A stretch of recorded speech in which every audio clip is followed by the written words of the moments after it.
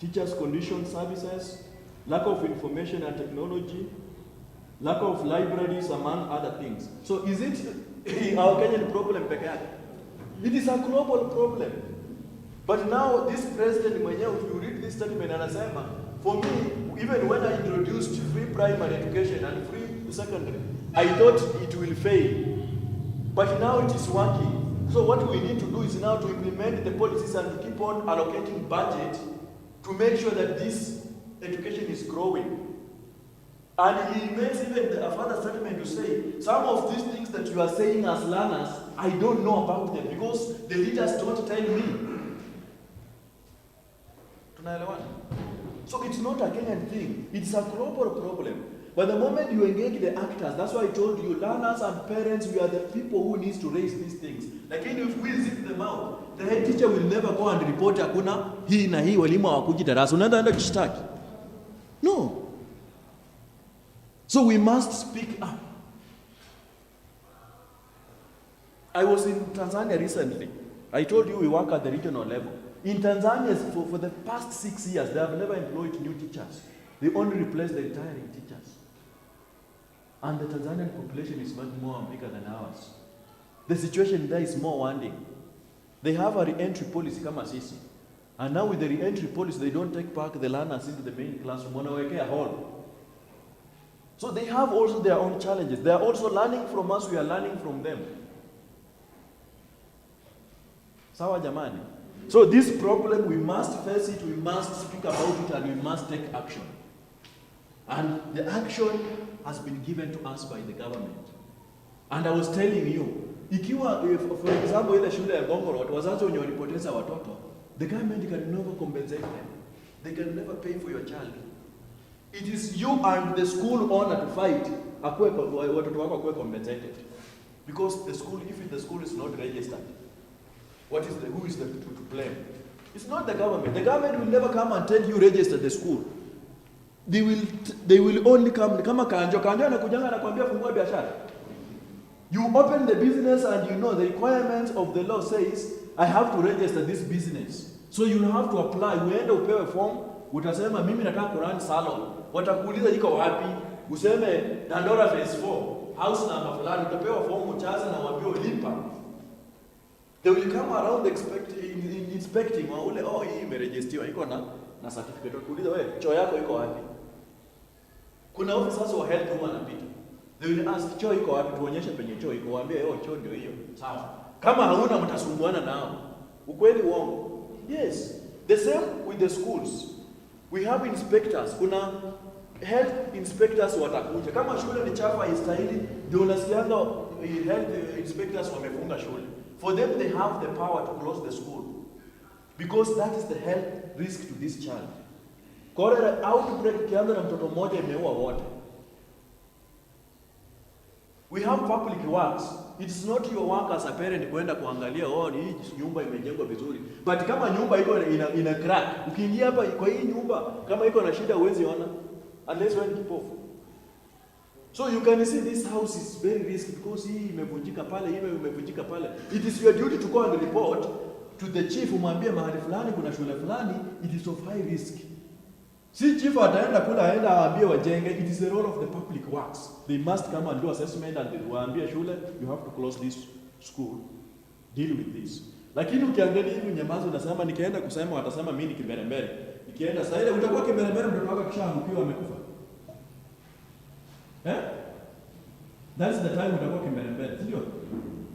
So we need to deal with problems as they emerge. We need to report what we feel is not happening or it's being violated because they are violating your rights. They are violating the rights of that child. Unaenda kwa shule mwalimu anachapa mtoto mpaka mtoto anazimia. In the town of discipline. And yet the law is very clear. No corporal punishment in school. Wewe unanyamaza. And kila mahali kuna children department. Kuna afisa wa watoto. Kazi yao ni nini? It is your responsibility to go and report. Huyo mwalimu achukuliwe hatua. Tunaelewana? So there is a lot of things that we are taking for granted, which I want us to avoid from today. As you walk out of that door, make sure penye mtoto wako anasoma, you need to know whether that school is a legal school or is illegal.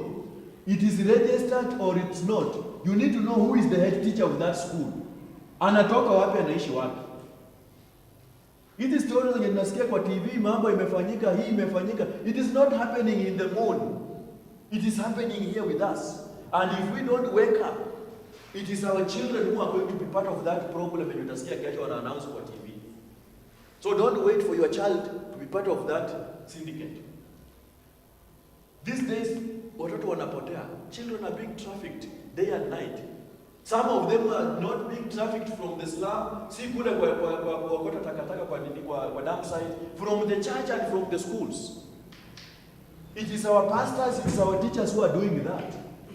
Ama anasema uongo, anasema this because I know I'm in the holy place and in the church of God. Because not everybody who says Lord, Lord is. Yes. So we must tell ourselves, lazima tuelezane ukweli, lazima tutoke hapa, tubadilishe the way we think and the way we do things. That's the truth. And we don't want to believe in what we know. These guidelines are there. If you Google, everyone has got a smartphone. If you Google registration guidelines, you will find them online. All these documents and there are many more. They are online. So you can even Google Musembe nataka kuona. What are the requirements of a junior secondary school? Junior secondary school inataka ikuwe na nini na nini. We have all of them here. What are the requirements of senior secondary school? It is here. From the teacher to the management. Who is supposed to be, what is the qualification of a teacher, or the head teacher, or the principal, or the director of a junior secondary school? So that you are not shocked when you are admitting your child to a junior secondary school, unakuta inakuwa headed by a form 4 leader. Am I speaking? Yes. Am I communicating? Yes. Yeah, I told you I will tell you the truth because I will not spare, and I don't spare anybody because I will go my way and you will remain, and you will choose to do what you want to do. You might hate me, you might love me, but I will tell you the truth and I will go because that's my mission. And this is why we force that's why you see our logo here. We are the ones who printed these books. We have been part of this journey, and we said we will support the ministry to print the guidelines, and we do the dissemination. We help them to reach out to the people who are supposed to be using them. We've been doing trainings with the county education board members, with the quality assurance officers, with the sub-county directors of education, and I fear nobody because we just speak the truth and tell them, if you are a county education officer and you are not doing your work, you are failing us. So they let them take responsibility. And we are saying we'll also tell the parents, because ukiongea kule juu na ufikiria watakuja chini mashinani, it will not come. But it's so unfortunate because I cannot walk in the entire Mathare kuambia kila mtu. That's why we ask these guys, can you look for people who are coming from this community who can take this message? So if you are here, I tell you and you go and sleep with it, laana ni kwako. Yes. Because sina uwezo ya kutembea kila kona ya Mathare kuambia kila mtu. You've been chosen. I was not there when he was picking who will come here. So you need to ask yourself, why am I here listening to this message? What am I going to do with it? Will I just go back and sleep with it? Or will I tell my friend to tell the friend and the friend to tell the friend? Hiyo ndio maswali lazima ujiulize. And I'm emphasizing those shule zenye tumesema za plots ni watoto wetu wanaenda. They are Kenyan children. And we need to give them what they deserve. Not shortcuts. Because tomorrow it's me and you will be crying. Kwamba hawa watoto hawajasoma, masomo yenye wamepitia ni mbaya. Sawa sawa jamani. Kuna swali kufikia hapo? Before I move on. Swali? Yes. Kuna free education kweli ya public. Nauliza kama kuna free education. Kuna swali lingine? Ndio nijibu yote mara moja.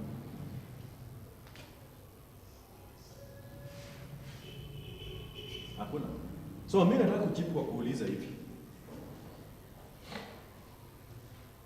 Tumekutana na wewe, ndio? Hapo nje. Wewe unanijua ama unijui? Alafu nikuuliza John vipi? Poa. Nikwambia shika hii simu.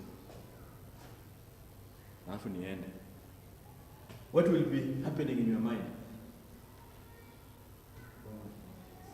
Utakuwa unajiuliza nini? Hata kama unanijua, nimekupea tu, sijakwambia unishikie, nimekuambia tu shika hii simu na nimeenda. Utajiuliza nini?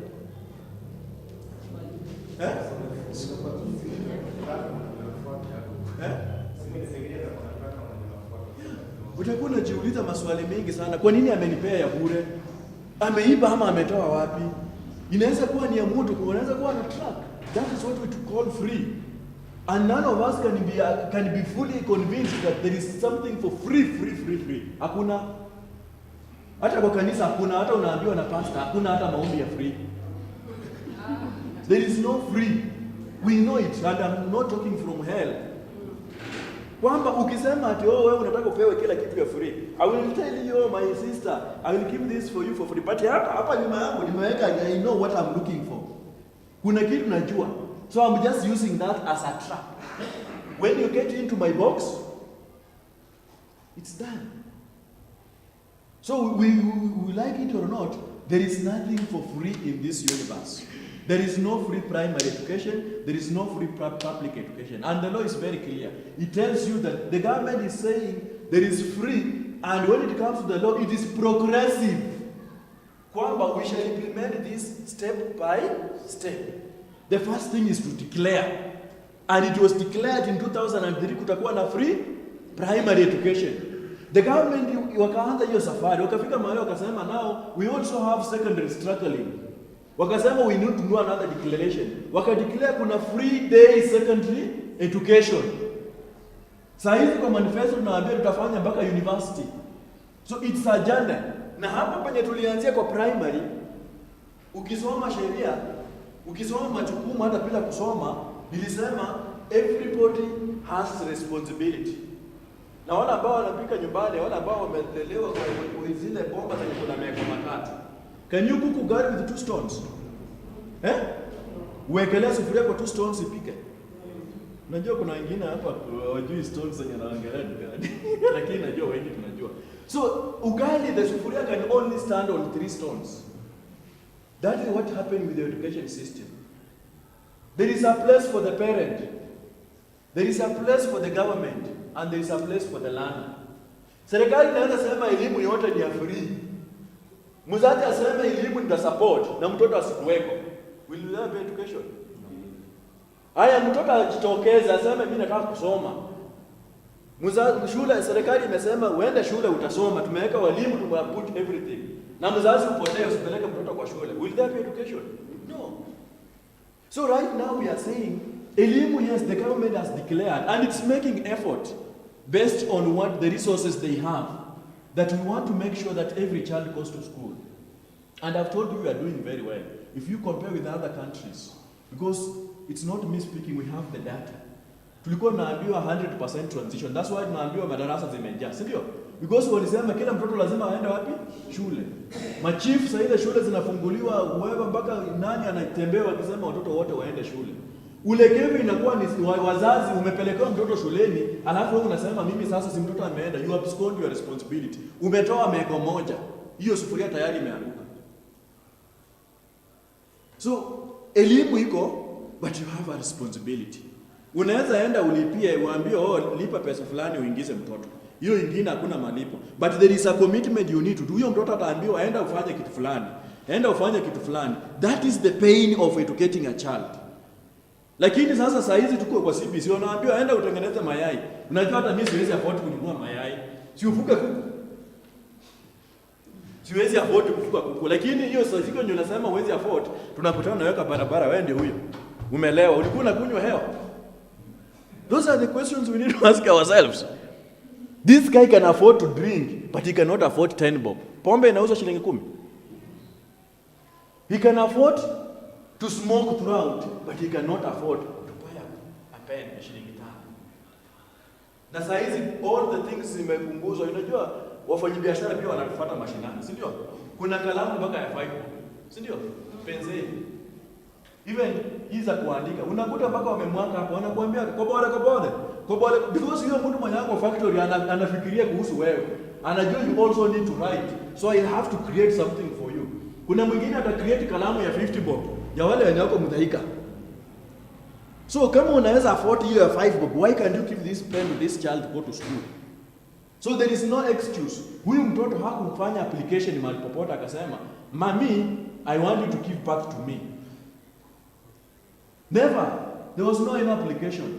It was your business and your boyfriend or your husband. And when the child is born, it is your responsibility to bring that child until he or she is 18 years old. Akishakuwa mkubwa sasa, sema mimi nimelea, nimechoka, I've struggled. Now you are an adult, you have an ID. Deal with yourself. That's what the Lord tells you. So huna excuse. But we are saying, and that's why I told you, don't go to church on Sunday.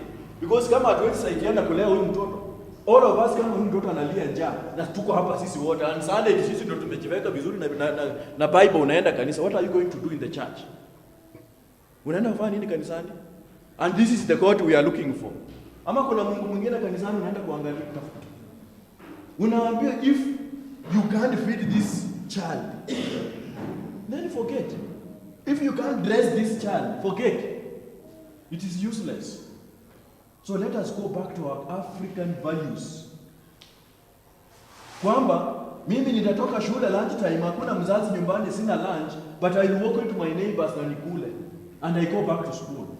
Lakini siku hizi tunapiganga kama tumefunga mlango. Unapima maji, mimi kikombe moja inanitosha. Kama niko na watoto watatu, 3 cups. Mtu anapisha, unamwambia tunakula, kaa hapo kwanza ngoja. Tukimaliza, alafu tutapiga story. So even some of these advertisements ile tunaonanga huyu Mluya akisema, "We, ngoja kwanza nimalize kukula." It is what is happening. Because that's where we are living. Na tunajidanganya kuwa Wakristo. Why? So elimu iko, the government has said it is free. They are trying their level best. Wewe kama mzazi, put your level best. Wacha mwalimu aweke yake, yule mwingine aweke yake. Progressively we reach a point where we realize kila kitu imekuwa streamlined, now things are moving. But tukikaa tuseme serikali imesema ni free. Nakumbuka who is the government? Imesema mimi na wewe. Hata ile yenye wanalipa walimu, ile ya kujenga darasa, who is being taxed? Who is paying the tax? So there is nothing free. You are still paying for it. Right now, everything you do, you are taxed.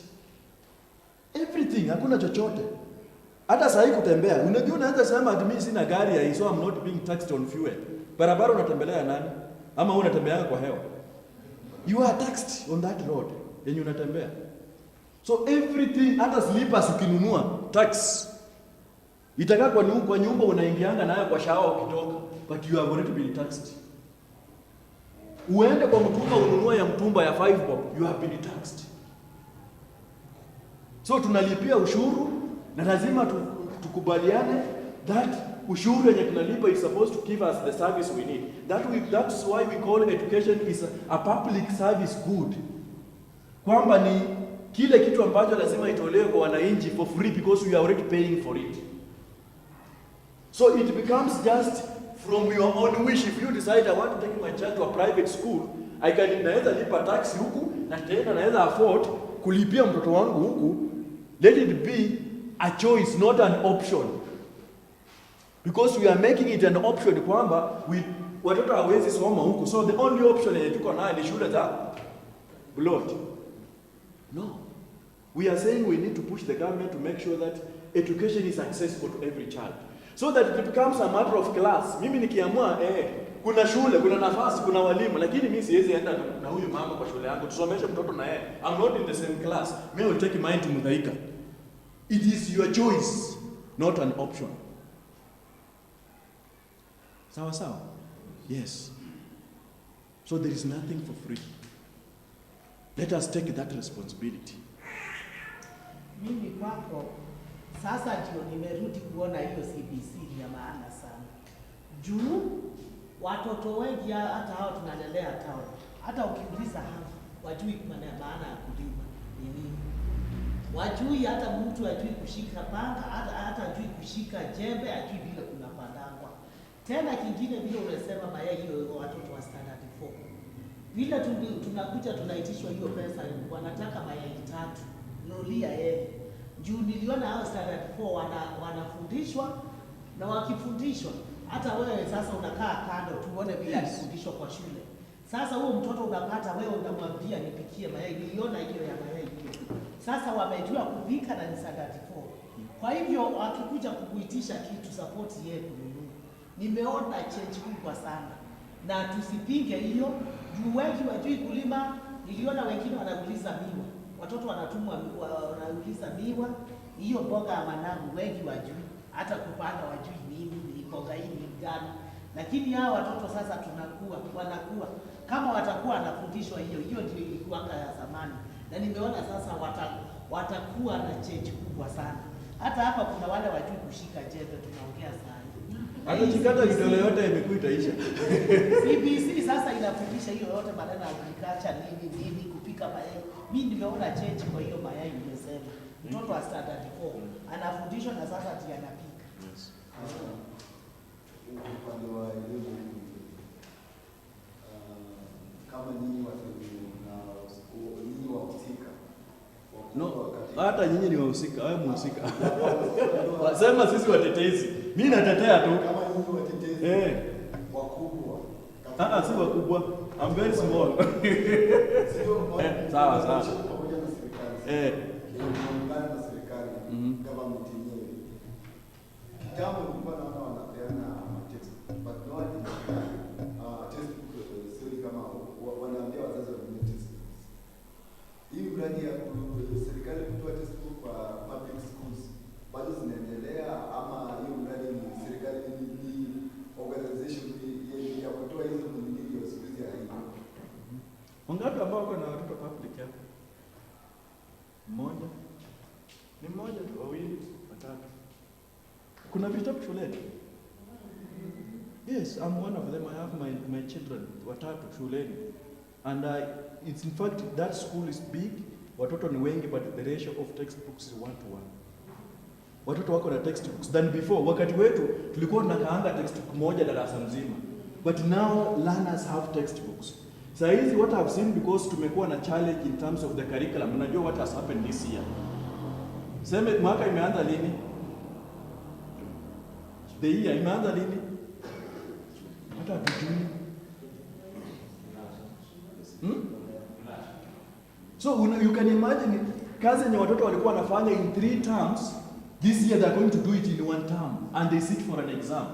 So walimu, what the teachers with this I always interact with. What walimu wanasema, okay, I want to try as much as possible. I don't want to deny this child an opportunity.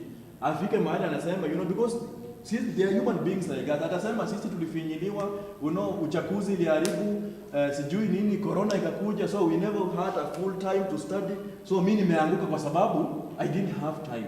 So teachers are running usiku na mchana to make sure they cover the syllabus. Wanaambia mzazi, if you can afford, nunua high flyer, nunua encyclopedia, just to help this child to keep up and make sure that at least what he was supposed to cover or she was supposed to cover in 1 year, cover in 3 months. Are we together? And that one will agree with me or not. Hakuna mtu mwenye hapa atasema mimi acha tu mtoto wangu kama alikuwa akave kwa mwaka mmoja na sasa kumekuwa bahati mbaya atakava in 3 months. Wacha apate tu chenye anapata. Is there anyone of us here? Ati ile marks yenye atapata tu ni hiyo tu. Everybody is striving yaone kwamba in fact these 2 classrooms zenye zimepaki in 844 system, it is die and die kwamba because these are the people who are closing the system, and you will never want your child who is closing the system to close as a failure, because hata idea ile system mpya, that is the end. So you want to give him an opportunity kama huko class 8, try as much as possible, provide support so that saida ataanguka mtihani utamwambia I did all my best to make sure that as being part of the last team yenye anafunga 844 system, because in their life that's what they will be saying kwamba unajua nini, kwa ile system ile ya kitambo ya 844 we were the people who closed that system, na wale wenye wanaanza junior secondary watakuwa wanasema we were the pioneers of junior secondary school. So these 2 categories of learners are at the same path. How you usileke now they will lose. How when you wanaingia junior secondary school, we are also going to suffer because it's a pilot. The first 2 classrooms, this yenye wanaanza next year and the year after, is pilot, because kama sasa tunajenga madarasa we need to have things in place and they are not there, lakini tumeanza na hao. So we will be demanded a lot. Ndio system ishike sasa is stabilize. There is a lot of investment we are going to put in. Okay? So in terms of books in public schools, believe me or not, the books are there. And this is, I'm not talking from an ignorant, nimewambia mimi watoto wangu wako municipal council, shule ya Kanjo, kuna vitabu. I have worked in schools here in Nairobi. We do assessment. Part of the work we do when we do the training, we go to schools to do practicum, to check what is happening. Books are there. Some of the private schools, they have books. So ukikuta shule yenye hakuna vitabu ama kuna mchezo inaenda hivi, that's what I'm talking about, accountability. Those are the questions we need to ask. Because the allocation of the learners every year, kuna pesa kitabu. Number two, there was change of guard. Because initially pesa ilikuwa inatumwa kwa mashule, walimu wanunue vitabu, head teachers wanunue vitabu. Na haijaanza saa hizi kutoa kitambo. Most of them are not buying those books. So the government changed and they were procuring books wenyewe. So vitabu zinakuwa delivered kwa shule. Saa hizi ukienda shule nyingi zimejaa vitabu hivi. Including where my child is studying, even za kuandika. The only books yenye unanunua exercise book ni ya homework. Ama kama amepoteza ile yenye amepewa. So anaandika ikijaa mwalimu anasign, anaenda anapewa ingine. Ya homework, kazi ya nyumbani, extra work, hiyo ndio naambiwa we buy it. But hizi zingine zinanunuliwa. It is part of the allocation yenye inakuja kwa shule. Tumeelewana? Yes. Swali? Nilikuwa na swali, hii junior secondary inaanzia masomo itakuwa tofauti na hii ya standard 7. Yes. Yes. Tunaenda kwa mfumo tofauti kabisa. And it's very detailed. So seen a time, I wish we had time just now to discuss the new curriculum. It is very different.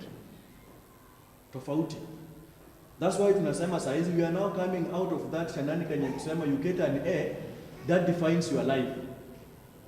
You can now imagine umesoma miaka 8, alafu the last week ya kufanya mtihani, bahati mbaya umepatwa na msiba, maybe mzazi wako amekufa or something has happened. Alafu unakuja unarudi kwa darasa unakuja kukaa kwa mtihani. You are still in that mood ya kupoteza mzazi. And you sit there. You are still thinking, well, who will support me? You know, my mom is gone. And then you sit for an exam. And then unaanguka mtihani. And then somebody charges you from that. Anakuambia kwamba wewe ulikuwa mjinga kwa sababu ulipata D. Is it fair?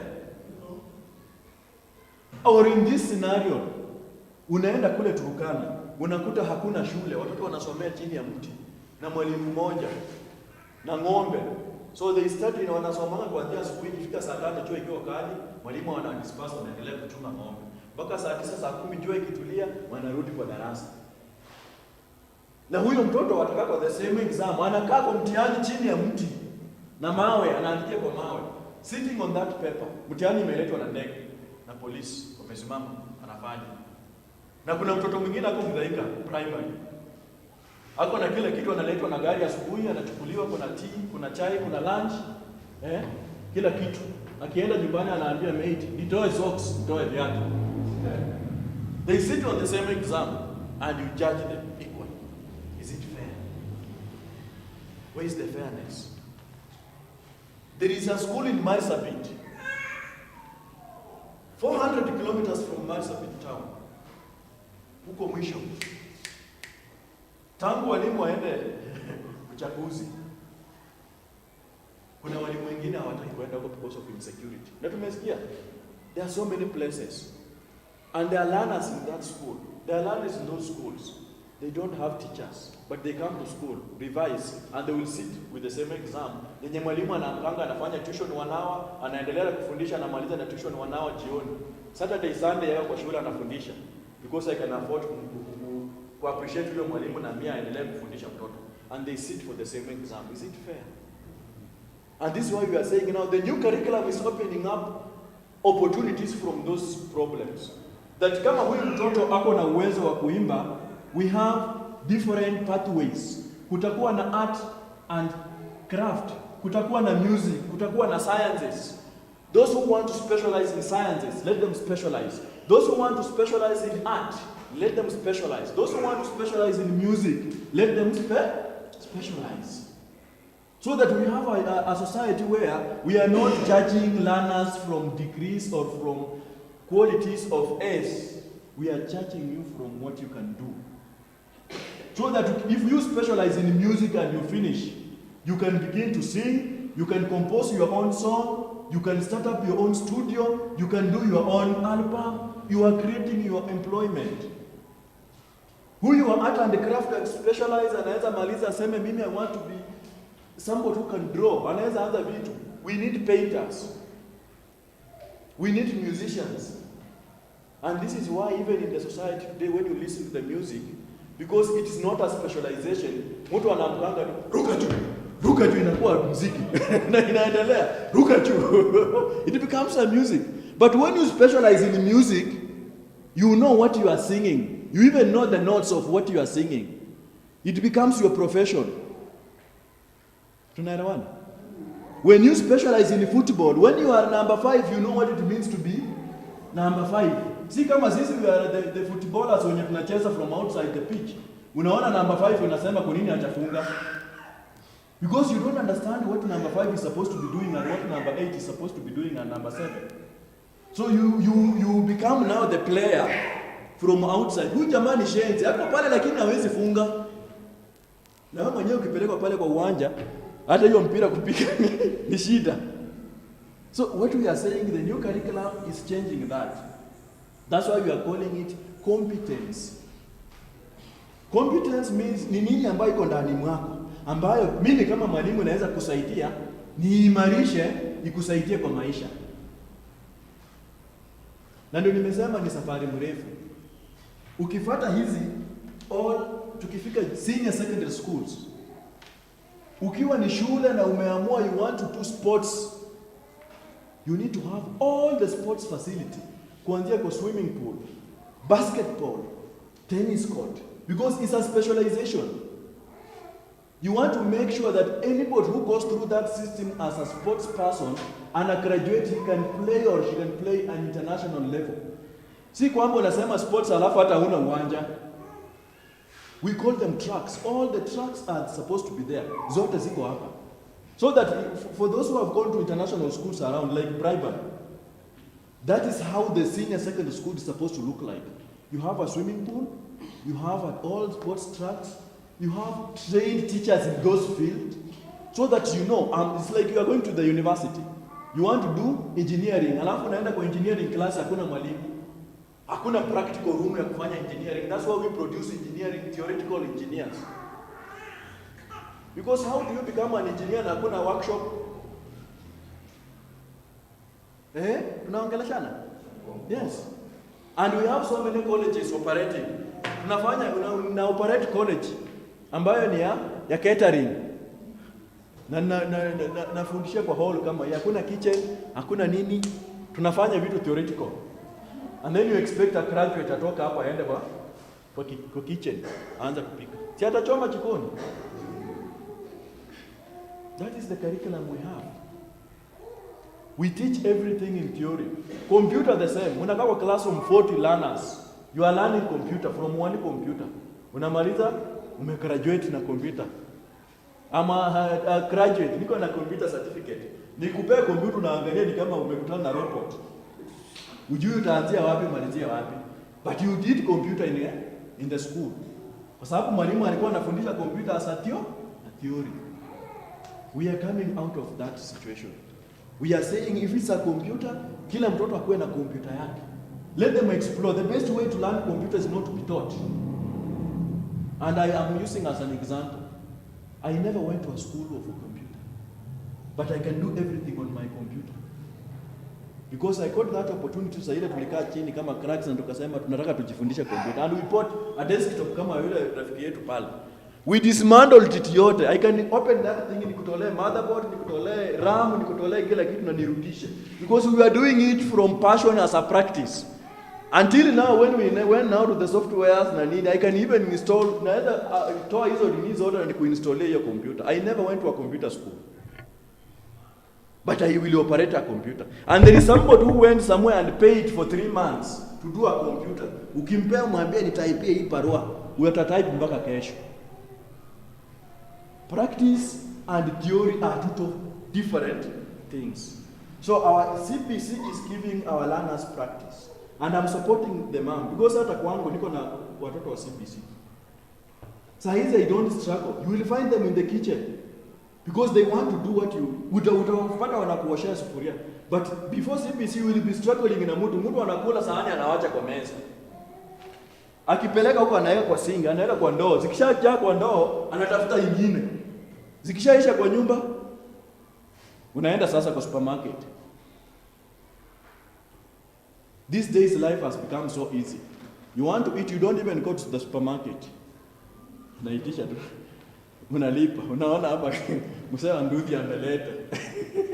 Unamaliza kukula unatupa dustbin. You don't huwezi haribu makono kuosha. You just eat hiyo plastic plate, you throw it away. Unangoja. Unataka keki? But because our learners are doing that, recently I was with my friend, walikuwa wameshafundishwa, alikuwa ametoka shule wamefundishwa cake. Alikuja direct na akaanza kwa meza, mama nipe unga nini. She baked. Na anataki mtu ashika na kuambia wacha mimi nimeambiwa vile nitapima, usiniambie umenipa unga, nataka mayai, nataka maji usitumie kulupa ndio namwambia shauri yako, mimi nafanya vile tumeambiwa, napima vijiko 5, anaweka. Na akabake. How many of us can bake? Hatujui.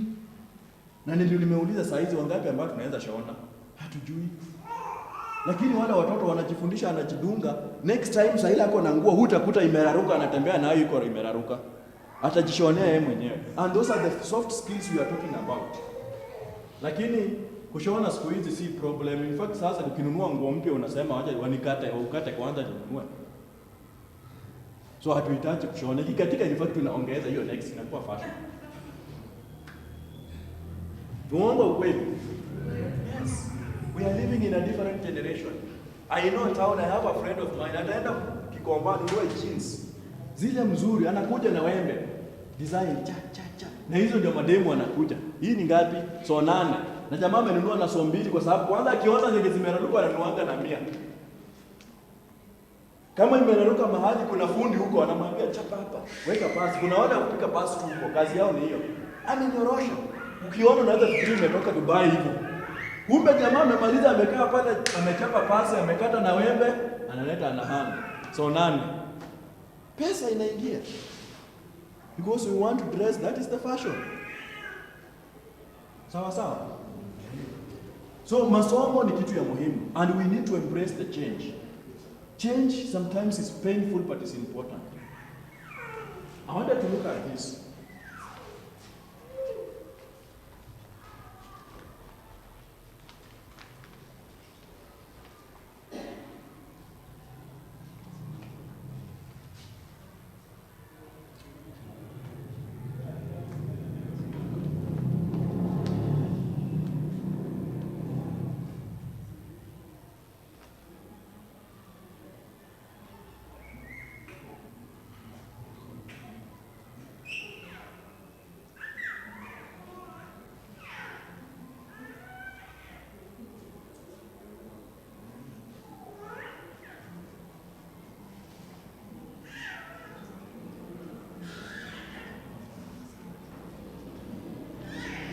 So, nikirudi hapa, when it comes to education, nimeongelea kuhusu mambo ya policy na kuna planning.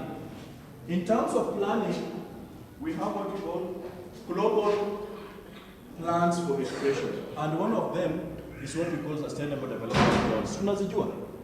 Ama tumesikia sustainable development goals? Hatujasikia? Wangapi wamesikia SDGs zikitajwa mahali? Hata kwa simu yako ziko. Ukigoogle SDGs zitakuja. So we have all the knowledge. I'm not teaching anything new. It is because it's only that we have refused to know what we need to know. We have refused to know what we need to know. Not that we don't know, not that it's not there. We have it in our phones. Nani hana smartphone hapa? Maybe ni mmoja ama wawili. Mmoja, nani mwingine hana smartphone? Wawili, watatu. But wengi wetu tuko na smartphone. Na hata hao wenye wanainua mkono labda kwa sababu imeisha tu nini ama screen imevunjika. Acha home. Tuko nazo. So if you just open Google. Na Google ni pesa ngapi? Unatumianga ngapi for a day tuseme kwa WhatsApp? Minimum ukiwa na smartphone. Pesa ngapi naweza tumia kwa WhatsApp na Facebook? Kidogo sana, 10 bob. You only need 5 bob, ununue bundles za 500 MB kutoka kwa Safaricom for 1 hour na Google SDGs, utasoma mpaka hiyo bundles zibaki za kuchat. 1 hour is a long time. Sindio? Yes. So all this information is there. So SDGs ni zile development goals ambazo zilitungwa na nchi nyingi za kimataifa kwamba we need to have a direction in the way we plan our development. And we are talking about sustainable development goals. Kwamba everything you do must be sustained. SDGs came in place in 2015. We started implementing the SDGs started in 2015. Before SDGs tulikuwa na nini?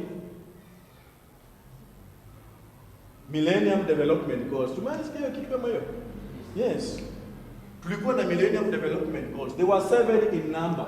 We moved from Millennium Development Goals, we went to SDGs. How many are they? Huh? Mingapi? 17. Very good.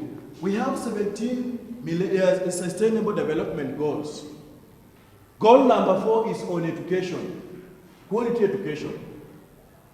And this is why we are talking about this. And it's not a Kenyan thing. It's a universal thing that every country is aspiring and planning its implementation plan and everything towards meeting certain requirements. From the SDGs, we have, like Kenya, we have Vision 2030. And the Vision 2030 is even broken down into small plans. After every 5 years, we have what we call medium-term plan. But in the 5 years, what do we want to do to get there to 2030? And every medium-term plan is aligned to a government, 5-year period, elections, so that when the new government comes in, they have a new plan that they need to implement within that timeline. Tunaelewana? Then from there, we have now on what we call ministerial level, Ministry of Education, from the medium-term plan ambayo ni ya Kenya mzima, they are given mandate. Where kama Ministry of Education, you need to plan what needs to happen in the Ministry of Education. Health, the same. So in education, we have what we call National Education Sector Strategic Plan, ambayo inapangwa kuelekeza what needs to happen, how implementation on education needs to be done. And this is why I'm emphasizing on policies and guidelines, because these documents are the ones that informs what needs to be done, which guidelines need to be put in place. If it's a number of teachers, classrooms, we must plan for it. Na lazima wewe mzazi uhusike, lazima mwanafunzi ahusike, lazima mwalimu ahusike, na kila mmoja wetu. Lazima each rights wahusike. Unaelewana? And we have 2 governments, or 2 levels of governments. Ni gani na gani? National and county government. Now, when it comes to education, what is the role of the county government?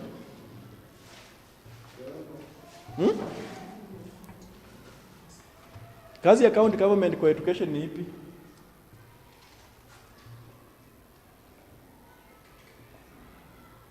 Naomba uende utafuta 20 bob.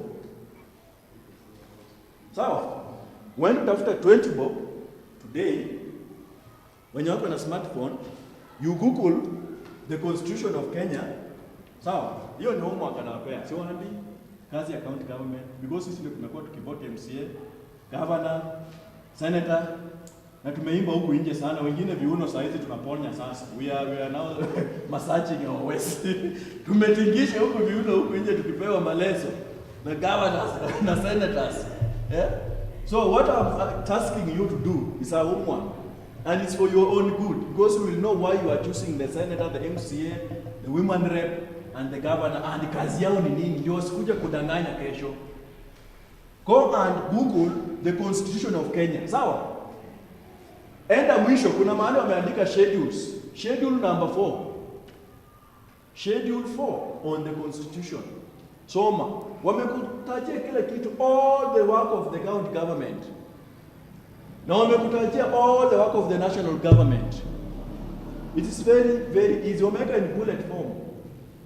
So it's just for you to Google, utaona national government. This is the responsibility. This is the work that the national government does. When it comes to the county government, zote mpaka chini. So MCA akikuja hapa waambie, jamani, mnipigie kura. Unaona hii barabara ndio watengenezea ikuwe dual carriageway kama ile Thika Road. Hii. Sema, hey, this is the money we need. Na nawadanganya iko hapa. So you have it on your phone, that's our homework. Sawa? Ikikuja kwa masuala ya elimu, the county government only deals with high levels of education. Najua high levels of education ni gani? Early years of education, my friend. We used to call them ECD. Siku hizi inaitwa early years of education. That is the mandate of the county government. Zile shule za chekechea kuajiri walimu wa ECD, that is the work of the county government. So let nobody come and teach you, cheat you. Nitakuachilia headmaster. Mnimfanyie hivi nitawaletea headmaster. Mimi ndio naajiri headmaster. Ama nitawachengea hii shule. When it comes to allocation, kuna constituency fund ambayo kuna specific things yenye inatakana ifanye. So haya majukumu yote, some of this information, that's why I'm giving you that homework. Please go and read this. We are one of the luckiest people that we are working with our constitution everywhere.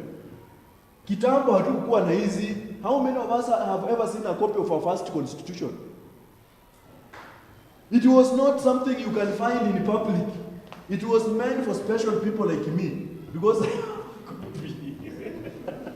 Because I have a copy. It was only a preserve for specific people. Si haikuwa ya kila mtu, but hii ni ya kila mtu. Ukitaka hard copy enda government printers, you will pay very little money, you will get a hard copy kama hii. It is now like a Bible. Everybody is quoting the constitution. Unaelewana?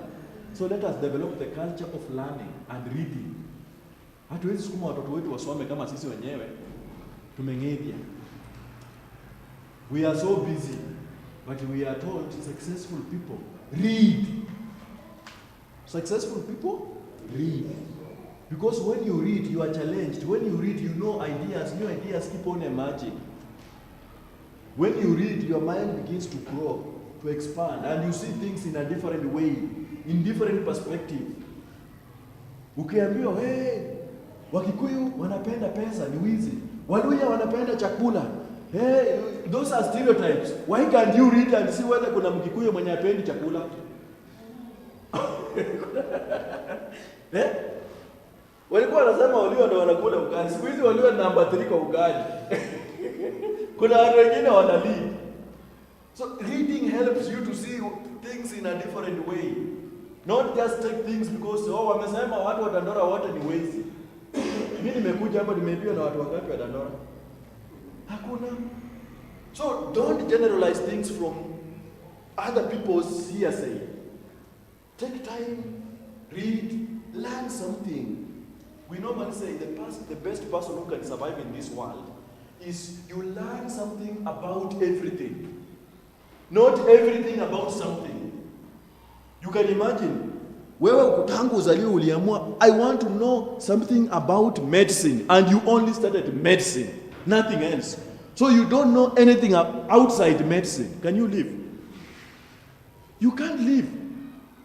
But you need to know something about everything. Mtu akiongelea mambo ya security, you know what they are talking about. Ukiongelea mambo ya religion, you know what you are talking about. You have something about everything. And believe me or not, Kenyans, we are very good at that. So let us continue doing that. Because right now, if nikisimama hapa niseme niko na kazi, na niseme nataka watu wa kupika, hata wanaume watasimama hapa. Nisimame niseme niko na kazi, nataka watu wa kufakia, the same person atasimama. Nataka watu wa kufundisha, the same person atasimama. So we are rounded. You can do anything so long as you earn. But kuna wale wameenda to extreme. They can make money from anything. Mkenya anaweza kuuzia kila kitu. Anaweza kuuzia hata maiti. Anaweza kuuzia hewa. Anaweza kuuzia kitu yenye haiko. Na in education kuna shule zenye ziko registered, ziko na walimu, but the schools doesn't exist. They're nowhere. But kwa system huko mshahara ya walimu iko walimu 5, capitation inakuja, vitabu zinatumwa, pesa inaingia, lakini inaendaga kikaribu ifika kwa shule pendiko registered, inaenda hivi, hii inaenda hapo kwa hiyo account, hiyo inaenda hapo. These things exist. Na si kwa shule peke yake, ukienda kwa health the same thing. We have ghost workers. Si kweli? From the county government, from the ward, kuna ghost workers. Hata kwa shule zetu kuna ghost workers. Kuna ghost learners. So it is happening everywhere. It's a disease. And we have closed our eyes. We don't want to believe what we know. So we have normalized it. Kwamba it is normal. Wewe kama huwezi kuwa mwizi, you are the abnormal one. Kama huwezi danganya, you are the abnormal one. Sivyo ndo tunaishi sasa kwa society. But we have to change. How long shall we live in that life? How long shall we play around? Because mwishowe inakurudia tu hapo penye huko. And we see even in life, general life, you cannot amass everything for yourself. You will die, you will leave it. And slowly by slowly our learned friends will eat that money. And they will marry other wives. Na watazaa watoto na watawanishia. You know what is so ironic? Let me give you a story. There is a rich man somewhere who amassed a lot of wealth. And he married 2 wives. Na akasema, you know, I own almost half of Kenya. Na si niko na pesa, niko na bibi wawili. Na akaoa mwingine 3, lakini hao wawili, huyo wa pili na 3 hakudisclose. Ni wale tunaitanga si mpango wa kando. Kwa nini kando? So this guy anakufa. Sasa anakufa, kila mtu anakuja claim I am his wife. Niko na watoto wake. Na hawa ndio watoto wake, hata kwa birth certificate it is there. Ukienda kwa nyumba yake hata picha zake ziko, evidence inatokea. So tunaenda kotini. Tukienda kotini, lawyers wanajitokeza. Wewe ni lawyer wa bibi wa pili, huyu ni lawyer wa bibi wa kwanza, huyu ni lawyer wa bibi wa 3. And you know how our learned friends behave? They go and meet in the evening. Wanasema, si jamaa tunajua kuna pesa. He has billions of money. Whose money is that? It's our money, Kenyan money. So we want to make sure this money goes back to the Kenyan people. And how does it go back to the Kenyan people? They sit down together, they agree. Hii kesi tunataka tuivute for the next 5 years. Wewe unaivuta kule, mimi naivuta huku, na kuachilia unasonga karibu ufikie, mimi naivuta, wewe unaachilia. And every time you push, you are earning. Every time I push, I'm earning. So we earn. Na yeye bila ana earn, hakuli peke yake, wewe unaweza kula pesa. So you have to buy food. So you have to live luxurious life. He doesn't live it alone. Anaenda analisha familia yake, yeye pia anaoa bibi mwingine. Anaako na kakakano pia kanafaitika. So Kenyans now begin benefiting. Watoto wana benefit, wale wenye mnaita mpango kando wana benefit. Akienda kwa bar, mwenye bar ana benefit. Pesa is going back to who? To the Kenyan people. Until when they finish this man, pesa yake imeisha yote, they throw the case away. So, ulikufa, you had amassed all the wealth, ukasema ni yako, you won't go with it anywhere. It goes back to the common mwananchi. Regardless how it will get there, it will go back there. Mwanasiasa kuibia pesa, sasa anakuja kufanya kampeni, inakurudia tu. Hakuli, it is you who will eat. Uongo kweli. Sasa anakuja kununua maleso. Pesa ananunua, unamuuzia maleso ya bure. Si ananunua maleso kutoka kwako. Atakuja aambia huyu mama, nataka uende Mathare, you campaign for me, unitafutie kikundi fulani, anampea pesa. Anaenda kwa huyu mwingine anamwambia nataka unitafutie mabaunza, anampea pesa. So that money does not stay with him. Ikuwe ni shamba the same. Mizozo itaanza hapa, kesi inaenda kotini, lawyers wanakula huku, unalipa kotini, kotini is not free, unalipia hivyo hivyo. The money begins going back to the people. So usijidanganye ati I can amass wealth, alafu that wealth will for me forever, never and forever ever. Amen. Naelewana, si ndio? Now I want to move very speed now to something else. Na hapa ushike hiyo karatasi yenye uko nayo. Tulisema kwamba tunatafuta quality education. So we want to ask ourselves, what is this quality education that we are talking about? How does it look like? Hii quality education ambayo tunaongelea ni quality education ya aina gani? Niliwaambia tuko CBC. Today we are using practical CBC. So ukiangalia kwa hii, nataka mtu anisomee hii maandishi yenyewe kwa blue. Hapa juu.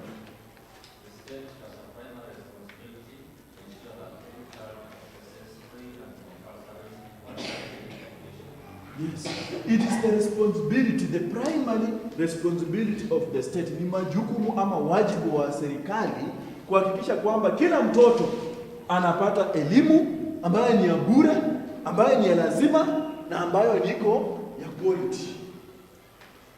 Ni majukumu ya serikali. Hiyo ndio jukumu la. That's why we went through those laws. Zenye serikali imetia sahihi. That's why we've been talking about the constitution, because serikali imekubali, nikasema kwamba lazima tuiweke ikuwe mojawapo ya vigezo katika sheria zetu za kitaifa. That's why we have been talking about the Children Act, and that's why we have all these plans to ensure that there is free, compulsory, basic education. But now we have mandated, we have taken our power and given it to somebody to take responsibility on our behalf. So we must hold that person accountable. We must keep reminding them. Nilikupea mamlaka yangu mama, unifanyie kazi, na moja wapo ya kazi ambayo ulikubali kufanya kwa niaba yetu ni hii. Tunaelewana? So lazima saa ile wanafanya mipango, part of the plans should be able to capture this. This is why we do this planning. Lazima tunapoongelea budget, ni unasikizanga wanasema kama budget ni ya mwananchi. What are we looking in the budget kwa ya mwananchi? These are the things we are looking at. Tutaambiwa education has been given this percentage of the total budget. Ukiambiwa education imepewa 0%, you know you are dead. Because your budget si ya mwananchi. They have killed the nation. So masuala ya mwananchi tutakuwa tunasikiza kwa hiyo budget, usikie ni hela ngapi ambao wameallocate kwa education. How much has been allocated to health? How much has been allocated to this and that? Is now when we feel, okay, now this animal that has been said kwamba tutakuwa na free education, yes, it's being realized because kuna budget imekuwa allocated. Without that, nothing. We are just making empty noise. So when you look at this, we are saying kwamba huyu mtoto analilia haki ya elimu. Tunaona analia. Na analilia haki ya elimu ambayo iko na vigezo. It has certain qualities, and we want to look at these qualities so that when you walk into a school as a parent, or you walk into a school as a social worker, or just as a community member, you are going into this school, you want to know what is happening in the school. You have something that you can use to assess the kind of quality education that's being offered in that school. Baka pale tuko sawa? So nataka mnisomee moja kwa moja nikielezea those bullets around the child, what the child is demanding. Mtu anaweza soma ya kwanza. You can start from anywhere. Qualified teachers and deliver proper education. Yes, qualified teachers who are able to deliver proper education. Kwa sababu saa hizi tunasema tunaingia mfumo wa CBC. Tumekuwa tukisikia kwamba serikali wanarudisha walimu wasome, schools are taking back teachers into refresher course to learn. To relearn. We are always in learning mode. We relearn. Kwamba nao kuna mfumo mpya wa elimu. Lazima nijue ni huu mfumo wa elimu unahitaji mambo yapi, ni vipi ambavyo nitafundisha, because huu mfumo ni mfumo ambao umewekwa misingi yake kwa mtoto. It is called learner centered, not teacher centered. 844 itakuwa teacher centered. Chenye mwalimu amesema ndio unafuata. This is why ukipeleka mtoto wako kindergarten ama hapo PP1 akirudi nyumbani akisema mwalimu alisema tufanye hivi, you don't change. What the teacher has said is what is final. Ukimwambia inafanya hivyo anakuambia hapana, mwalimu alisema inasoma hapo. Bufo boy. Wewe ukileta sauti yako ingine anakuambia hiyo ni yako, hii si yenye mwalimu alisema. But now we are saying this is learner centered. We are looking at what is the ability of the learner, what are the needs of the learner. So we are saying this can only happen when we have qualified teachers who understand that curriculum and they are able to teach that curriculum. Number 2. Kwa sauti. Adequate and self-learning infrastructure. Nafikiri nimeongelea kuhusu hii sana. Kwamba mahali ambapo unapeleka mtoto wako, what is the safety of that environment? Is it a learning environment or is it a brewing environment? Utakuta ile shule ya plot labda unaongelea huku kuna changa, wanauza next door ni changa. Nyuma kuna club, kuna vijana wanacheza muziki huko nyuma. Huku kuna vijana wanacheza pool table. Na hapa katikati mwalimu anasema hapo kwa darasa anafundisha. Hata kama utasoma, will you study? Who will you be listening to? Kuna huku wanatoa matusi. Huku mwingine anapiga nduru amechapa kofi. Mlevi mwingine anaimba huku jana vile sijui Ruto, baba Ruto. Na mwalimu hapo kwa darasa anafundisha. Do you expect that child to learn? The same environment, kuna jamaa hapa anajua hawa watoto I can use them, anamwambia wewe nitakupea hii kila jioni kwenye ni shida. So I guarantee you 20 bob every day. Hii ndio muuzie watoto 10 bob 10 bob. So they give them drugs, wanaenda wanauzia marafiki zao 10 bob 10 bob. Wanajua by the end of the day have a discount of 50 bob. Wewe mzazi haujui because nyumbani you are never there, you don't provide, so huyu mtoto mwenyewe anajisurvivia. But how does he survive or she survive? By selling drugs in that environment. That's what learning environment must be very safe and protective. This is why utaona shule lazima uweke ukuta. Kuna gate. Ukiingia pale uulizwe what are you doing in this school? What do you want? Lakini kama kuna shule chomelea ndio huyo ameingia. Kwa shule. Akitoka kuna hoka ameingia. Mali. Mwingine amekuja na mayai, mwingine amekuja na sausage in a learning school. Ama nasema vitu vinafanyika huko kwetu tu. Huko haifanyiki, si ndio? Hakuna, si ndio? Huko you are good. But kama inafanyika, now I want you to picture that. Alafu huyu mtoto akuje nyumbani you begin to blame him or her kwamba hashiki kwa darasa. Alafu tuende na wewe kwa hiyo darasa wewe ukae hapo niweka hapo the whole day. Nione kama utashika kitu. Uniambie utakuwa umeshika nini? Ni malimari, ni chomelea, ni you will ask yourself so many questions. Let's move to the other one.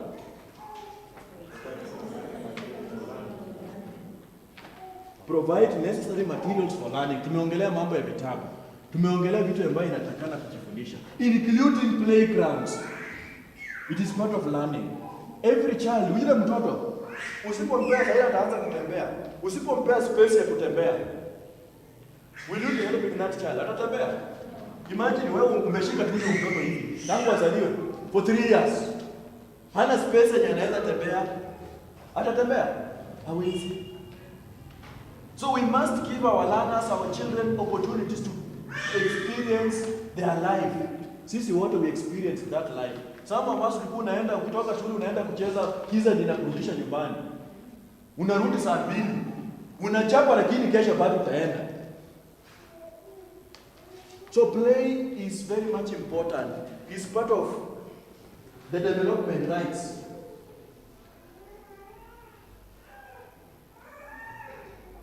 Hizo ni haki za watoto zimegawanyishwa mara 4. Kuna life and survival ya kwanza. Kuna ya pili development rights, kukua kwa mtoto. Kuna ya tatu participation rights, lazima mtoto ashiriki kwa maisha yake, kwa maisha ya jamii. And finally protection rights. Sasa tunaongelea school environment, we are talking about protection because we are protecting that child. Now when it comes to development rights, we are looking at education, which is very much important, holistic, that gives that child an opportunity to develop. We are looking at play and leisure. Kila mmoja wetu lazima akuwe na break. Ukweli uongo. Even those who are in offices, You work for 8 hours, but the 8 hours you are given 1 hour for break. Okay? Unaambia kwamba lunch between 1 and 2 you have a break. Whether uko na kitu ya kukula or not, you have a break for 1 hour. Hata kama uko na kitu ya kukula, utakula for 1 hour. You only need 10-15 minutes you've eaten. Because your body, your mind needs a break to absorb what you have done, to give it a break to rest. And much more once for our daughter, because they are in a development stage. And in that development stage, they need to play. Their body needs to grow. Their muscles needs to be strong. Unaelewana? So part of education, we are saying we must have a field. And this is part of these guidelines. And this is why I say it, especially even with the junior and senior, and with the specialization, it is very, very tough. Because we have changed the schools to be business, and we are creating robots. So afadhali tuwache watoto kwenda shule tutumie robots kufanya biashara zingine. But if we want really education, we must give our learners opportunities to allow their body to grow. Tunaelewana? Privacy, social security, all those things form part of learning. Identity. Wewe uko na jina, uko na national ID card, inaku-identify. Umepeleka mtoto shule amesoma, sasa ile anaenda kufanya mtihani, anafanyia kwa shule Z. Certificate ikikuja, Each Rights Primary School, na anajua nilikuwa nasoma Jamhuri Primary School. Mentally, that child is disturbed. Because sasa ile anasoma Jamhuri Primary School, even sometimes anaangalia against Each Rights Primary School. Anasema huko kwenu hata walimu wafundishangi, mmechana kwa madarasa hata nini, alafu mwisho anaenda kukaa Each Rights Primary School ndio anafanyia mtihani. Certificate ikikuja ni Each Rights Primary School. Atafuta hiyo certificate, hatafuta, it forms part of identity, inamsumbua kila wakati. This is what's happening in our community. So identity is very much important. The environment that that child is learning in, who surrounds him. And you are the first person, the parents are the first people. How often do we socialize with our children? How often do we listen to them? How often do we talk to them? We are ever busy, like me, I'm ever busy hopping from one county to another one. But I always create time and go home and sit down with my kids. So, tuendelee. Acceptable and adaptable, especially now with the new curriculum. We are asking ourselves, in that school, and you need to know, and this is what we need to ask parents. Ukienda kwa hiyo shule tunaongelea mambo ya CBC. Wanafundisha CBC. Do they have the approved books? Do they even give you a copy or ask you to see, or send kids home with those books to do assignments? Wengine hata hatuna shughuli. So if they are not offering CBC, that curriculum is not acceptable. Your child, you are wasting the child's time. Adaptable. This goes even to the teachers. How are they interpreting and helping the learners to do what the assignments that have been given? And I give an example. Meambiwa today, part of the assignment, we are going to do weaving or embroidery. So unaambia mtoto kuja na kitambaa kesho. In fact, the first thing the teacher demonstrates in a classroom. Wana demonstrate what needs to be done.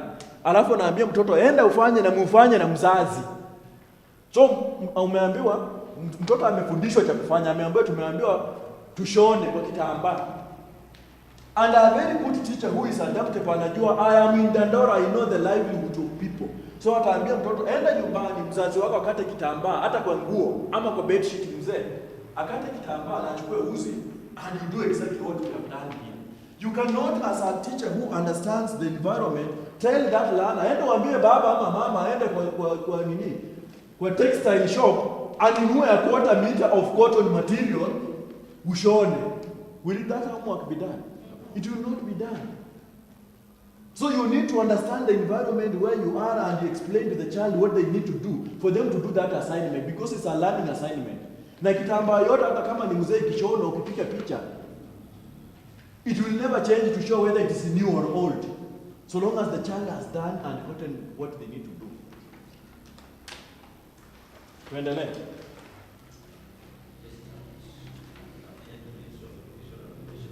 Yes, registered and adhering to the ministry regulations. Nimeongelea kuhusu mambo registration and following the policies and guidelines. That is what that child is demanding for. That I am in a school where if something happens to me, the government will be the first people to secure me. The government will be the first people to hold those who are involved responsible. The government will be the first people to help me when the exam does not come. My mother will not come and cry kwa sababu sijaregister mtihani, but serikali itachukua jukumu kuhakikisha kwamba nimekalia mtihani. Are we together? So registration, following guidelines, very much important because you are telling the government, I am in your hands. But where there is no registration, they are not following guidelines. You are saying, I am in the hands and the masses of this businessman and this businesswoman. Akiamua kesho afunge hii shule, ama akishindwa kulipa rent, mtakuja mkute landlord amefunga madarasa yote, amefungia desks na vitabu ndani. You as a parent, you have no authority kuja kuambia landlord fungua darasa. Wewe mlikaa chini kutengeneza mkataba na landlord? No. Ni mwalimu aliweka mkataba na landlord. Na amechukua pesa, ameona hii pesa yenu haitoshi. Na huko ushago huko Western niko na shida. Kesho anaingia gari anaenda. Ameokota school fees yenu disappear. Wacha mkisota. Anasema huyo landlord akiona amechoka sana akomoe hizo milango, auze desks, auzie watu wachanga kuni. Biashara yake imeisha. Where do you take your children? Si ni ukweli? Yes. Ama mvua ndio hiyo imenyesha, mafuriko, hizo manyumba zimefuatiliwa. Where do you take your children?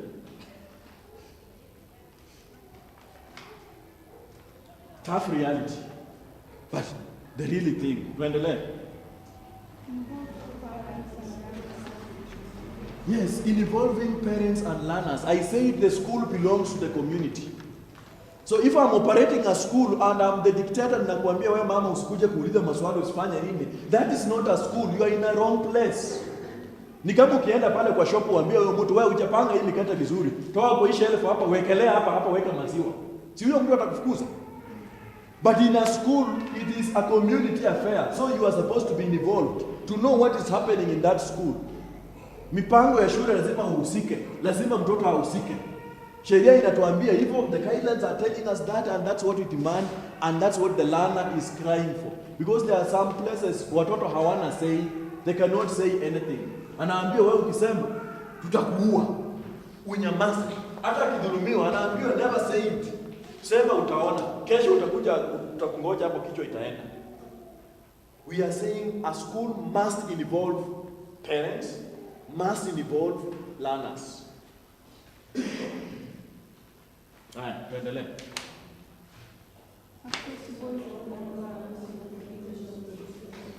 Yes. We know very well in our community we have different abled children. Si ni kweli? Differently. So kama wewe unapeleka mtoto kwa shule na hii shule it's not friendly, where do you want these children who are able differently or with certain disabilities, where do you want them to go? This is why wazazi wanafungia watoto kwa shule, kwa nyumba. Anapeleka kwa shule anaambia sasa huyu wako unafikiri atakaa wapi? Ataenda wapi kwa choo? There is no disability friendly toilet. Akienda kukaa kwa meza hakuna kiti inamtoshea.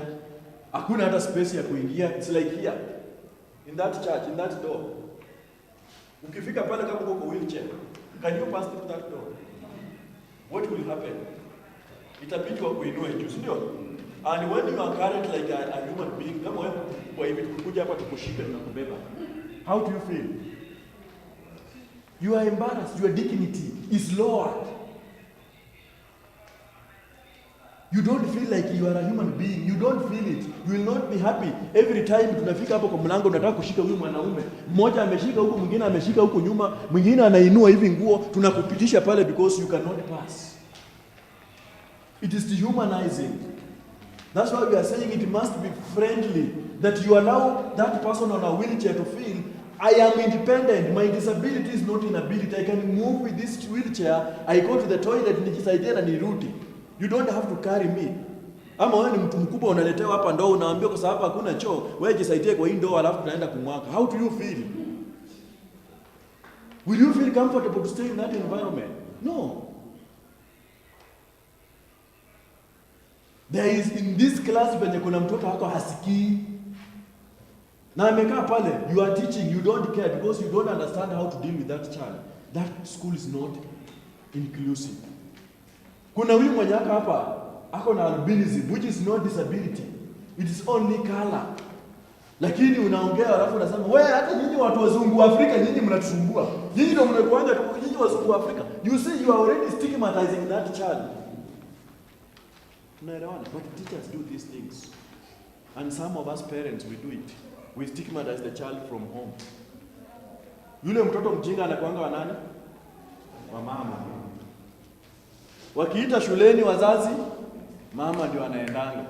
Problems mama. Lakini kusaile mtoto amepita. Mzaidi anakuja. This is my son. Yeah? That is the time mzee anajulikana kwamba ako na mtoto.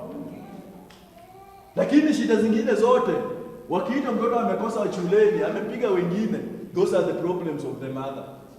Ujinga hiyo kisirani yote inatoka kwa kina mama. Kwa kina baba we don't have those things. Si kweli?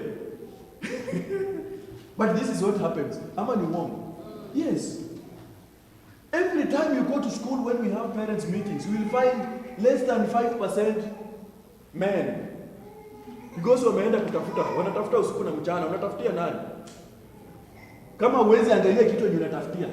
Ni kama siku hizi wanasema unaenda usiku unatafuta msichana, unaenda naye usiku kwa nyumba unasema nimepata msichana. Ukifika saa ile mchana itakuja, unaweza toka kwa hiyo nyumba ushangae whether it's the same woman you got at night or what happened. Miracles have changed. Because the things people do are not the same thing you see when it's daylight. Mimi niwaambia siwafiki. Siku hizi vitu wenye watu wanavaa, hebu ambie wewe mtu aanze kutoa one by one. Unaweza jaza briefcase. Unaweza jaza briefcase wondering whether this is the figure you are looking at. Then you ulienda nayo. Now you are having something else. What happened? What changed? The same in our education system. So we must be very cautious. We must take precaution on all these things. Every child must be fitting in that classroom. Lazima akuwe anapewa nafasi yake. Hata yule mwenye yako slow learner lazima apewe nafasi yake. Mwenye yako quick learner cannot dominate the whole class, akuwe ni yeye mwenye anajibu, yeye ndiye anafanya kila kitu, hao wengine wote wananyamazishwa. That is not the right thing. Tunaelewana? Na ni sisi to raise these things. Sometimes watoto wetu wanakuja wanatuambia we don't take it serious. Unasema wewe acha. Wewe ndio unaletanga ujinga kwa shule, una listen to that child and go and sit down with the teacher umuulize, huyu mtoto anashinda amecomplain 1 2 3 4. Can you help me understand what is happening? How can you help this child? Sio kwenda ukekemesha mwalimu na kumkombanisha na kumtusi. Because you have killed that relationship with that teacher. Go sit down and ask, how do we help this child? Ana complain hivi. Maybe I don't understand. Is there something I don't understand? Maybe you understand because you spend more time with that child than me. Lakini wewe mzazi unasema amekwambia hivyo. Ataniona, alafu unaenda unaweka cage. Ukienda umeweka cage, unasema sasa nataka nione huyo mwanaume mwenye ni mwanaume kuniliko. Anionyeshe kama ndevu zake zinalingana na zangu. Umeanza matusi kwa cage, unaingia kwa shule. And then you will leave your child there, atakuwa na enjoy. Hata wengine watamwambia babaka matusi inatokanga tuko mdomo kama moto. Sawa jamani? Tuendelee?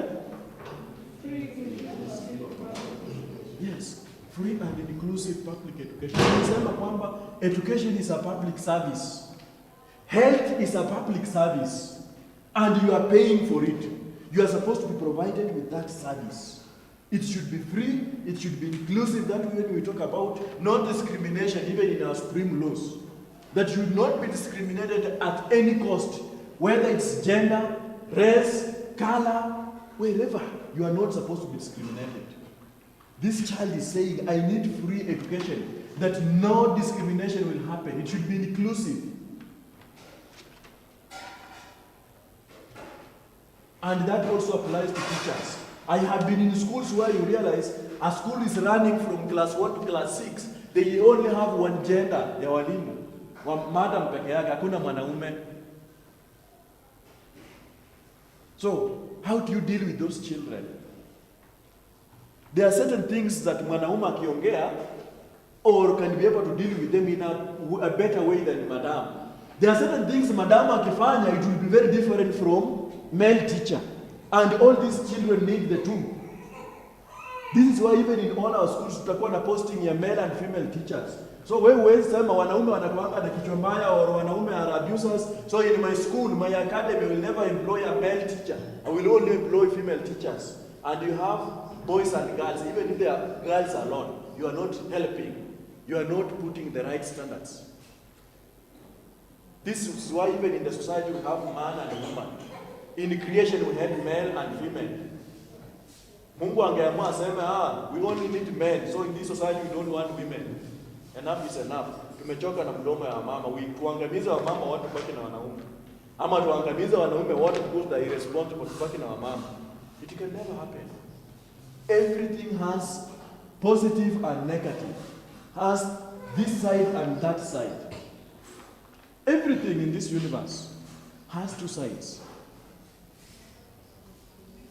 There is chaos, there is order. There is positive, there is negative. There is up, there is down. There is front, there is back. Everything has two sides. And we must appreciate those two sides. Sometimes we focus on one side. We want to criticize. We want to throw stones. We want to make noise, abuses on the ills and evils of the school. But never should we look at the other side and we appreciate the good things that the school is doing. The same as parents. How often do you sit down and appreciate yourself and appreciate the child?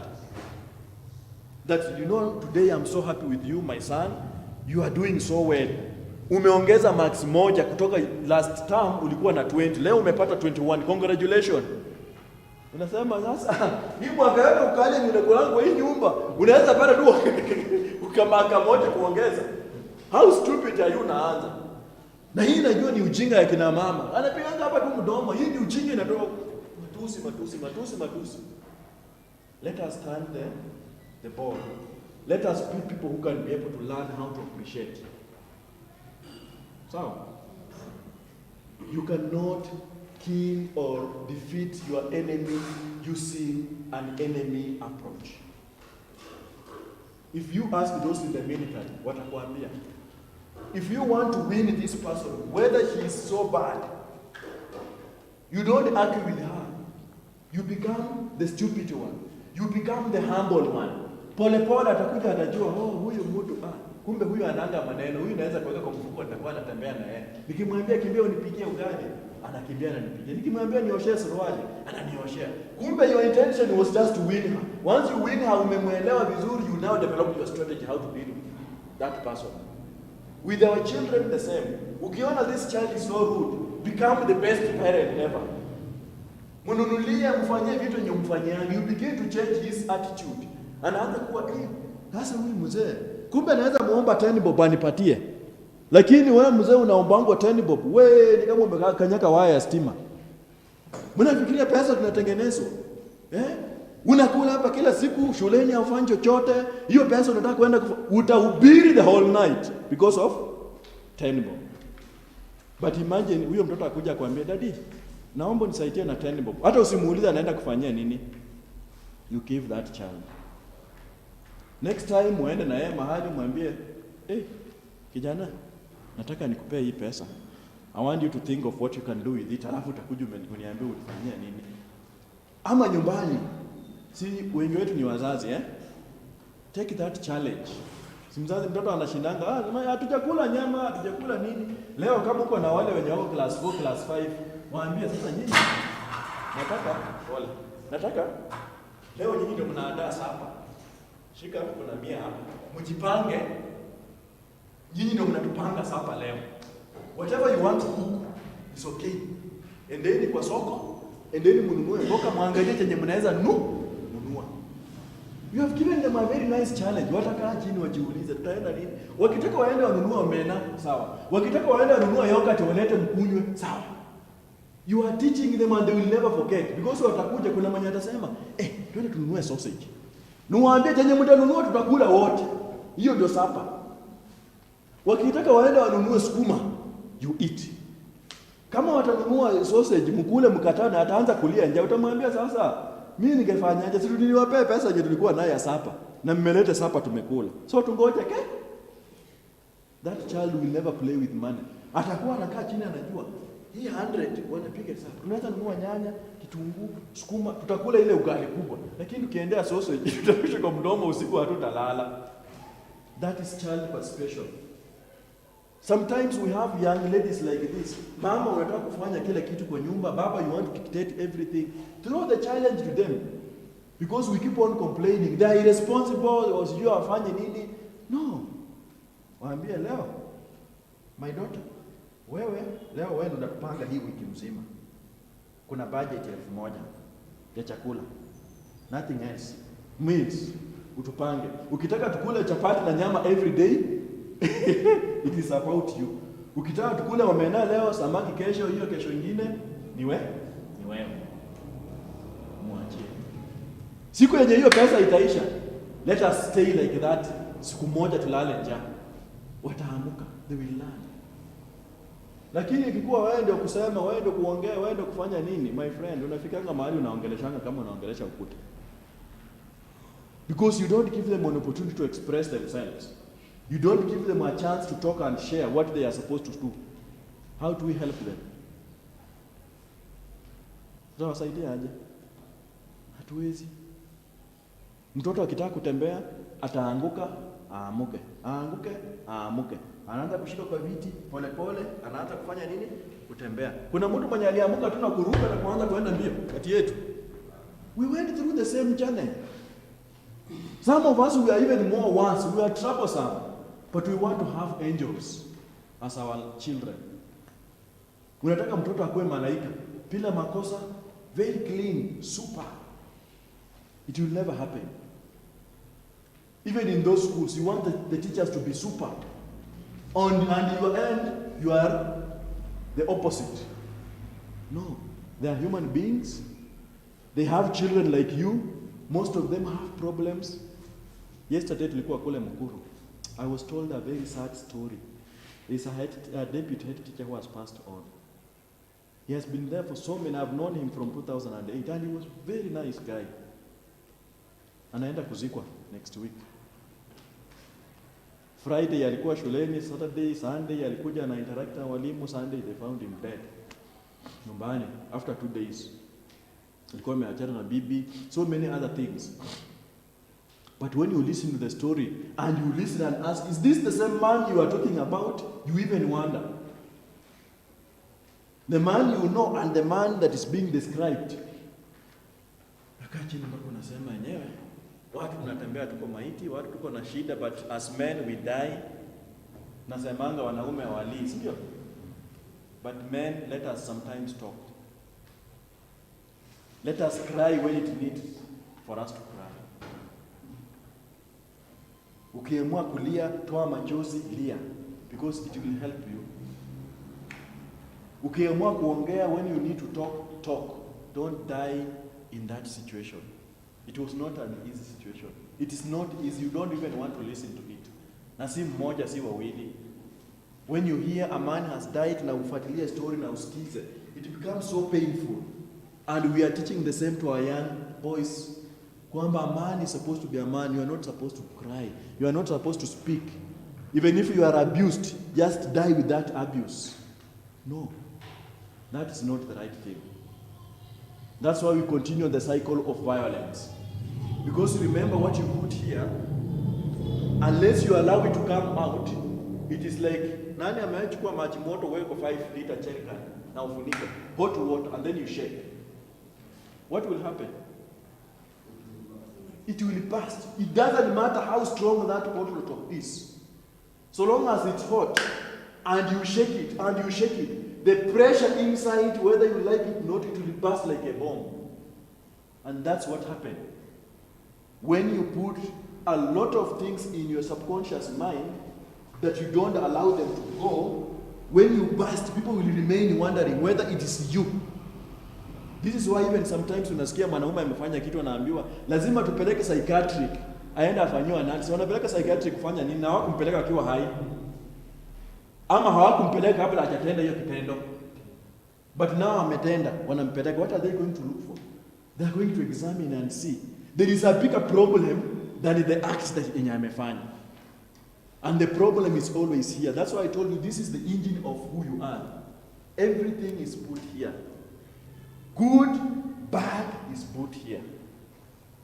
Your mouth only expresses it. Your hands only expresses it. The same to our children. Sometimes even the things that zinafanyika shuleni, we complain, tunasema kwamba watoto wanachoma shule wanafanya nini? It is out of the pressure that we've put to them. Mtoto ameingia 7 a.m. in class. Amesoma remedial. Classes, normal classes zimeanza 8.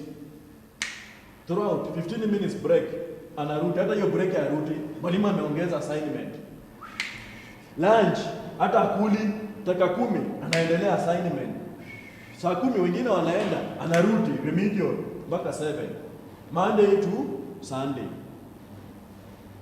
January to March. And remember, he is or she is a child. Lakini akiongea, we want to become rude. Wao wanataka kuangusha shule. So what do? Wanapanda hao wenyewe wanasema sasa the only way we can have a break and a long break, tuweke kitu moto, twende nyumbani, kitambo watengeneze, we come back, we shall have a 1 week break. Are we together? Because these are human beings like me and you. They need to sleep. They don't sleep. Amefanya hivyo, imefika 7, bado umempea homework, akaenda kae mpaka saa 5 usiku akifanya. Ameamuka asubuhi by 7, ndakana kuweka darasa ameketi. Ukiona mtoto anaenda nyumbani na back, unaweza fikiria ametoka soko. Mpaka wengi wameanza kutembea hivi. Mgongo tayari umeshabend. Books. That's why we are saying let us have a change in the curriculum. And that change is very difficult, but we need to embrace it because there are teachers who are also rigid. They don't want change. They still want in that curriculum where they're giving marks, not assessing learners based on their needs. We are saying they will change when the change comes, and the change has started. So it will find them moving. Some people are asking whether the new government has come in place, now it will have to change. It is scrapped CPC report nasema. It is not easy. It's not a written paper you utachukua raba ufute hivi. Tuanze kuandika fresh. We have gone a mile from 2018 to 2017. There is so much investment that we've done. Going back is not an easy. Kuna watu wanasema, we want to turudishe corporal punishment in school, turudishe viboko. We'll never go back there. We'll have to walk 20 years back penye tulitoka, because there are laws that the government has signed on, there are laws that we have put in our land, there are processes. So we have to reverse that process back to go and get ourselves from those laws. We have to create other laws afresh. So it's not a jana ya mtu anasimama tu awaambia kesho tunarudisha mimi kama minister. The minister has no any power to declare and say mimi narudisha kiboko shuleni. It is not the minister who created the laws that says no corporal punishment in schools. Nataka mnisikie.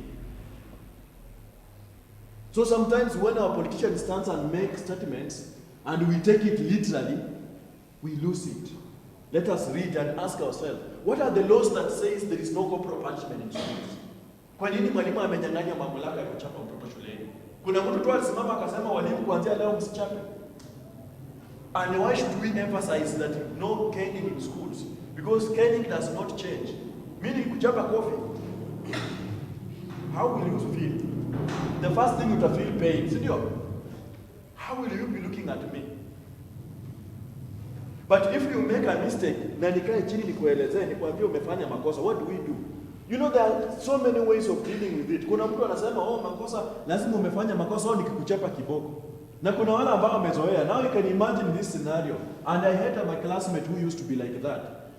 Anajua vizuri mimi na kiboko, it's like mimi na ukuta. So anakuambia mimi sifanyi homework. Anakuja, mwalimu anajua anapeananga 5. So the guy will come na anakuambia, when you want to fanya homework mbele, you will go on the wall. Utachapa zako 5 umalize. Toka pale anaenda na geti. Tomorrow the same. Now you are the teacher. Now you are using the cane kwa wale ambao hawajafanya homework. How will you feel now as a teacher? Ni kama ni wewe mwalimu nimekupanish ukeni this ukuta kila siku. There are those of us who hate that teacher who came to you. Especially ladies who are brown. Ukiangalia huko alikuweka alama yenye haitoka. Unaangaliana hivi unasema my beauty was destroyed by teacher so and so, I will never forgive him. Kuna wale ambao wamelemaa just because of a teacher. Kuna wale ambao wameanga watoto, children have died because of a teacher. Na huyo mwalimu labda si ati alichapa kuua, ni ile ako na hasira na akaamua ati nichape huyo mtoto kofi. Kumbe unachapa mahali penye ujui ugonjwa gani yenye huyo mtoto ako nayo. Kuna wale ambao wanachapa kwa abuse, because I told you teachers are also parents. They also carry problems. Yeye ametoka nyumbani amebeba hivi. Aikutana na mtoto mwenye ako na shida hapa. Hasira yake yote ni wapi? Ama amefanya kitu, ameenda kwa head teacher, amepewa msomo. Akitoka kwa head teacher, akirudi kwa darasa, anatafuta ni yule mtoto mwenye anaweza toa hiyo flood. It goes. So kuna sheria ambazo zinalinda everything we do, and these laws are very much important for us to know. So when people say there is no corporal punishment in school, you need to know it's not a hearsay. It is in the law. It is in the law. And we are the people who are supposed to do three things. Report. First of all, prevent. Prevent ni ile ambayo tumeongelea yote. Lazima ujue mtoto anasoma wapi. What is the environment? What is happening? You are preventing all those circumstances that can expose your child to a serious harm. Tunaelewana, eh? We report if you see something that you feel this is not right. Don't keep quiet with it. Because utanyamaza leo, ukifungua news, unasikia mtoto fulani ameuawa. Wapi? Na kitu fulani. Ile yenye wewe uliona. Will you forgive yourself? You saw it na ukanyamaza. The next time una switch on news, that's the first news that comes to you. Alafu unasema I wish kama ningesema hii siangeokolewa. Kama ningesema hii haingefanyika. You will never forgive yourself. That memory has been implanted in your head because you are part of the cause. You saw it and you never reported. So you have a duty, a responsibility to report what is happening that is not right. You have a responsibility to prevent it from happening. Kuna swali? Fikiri nimeongea sana, nataka maswali sasa.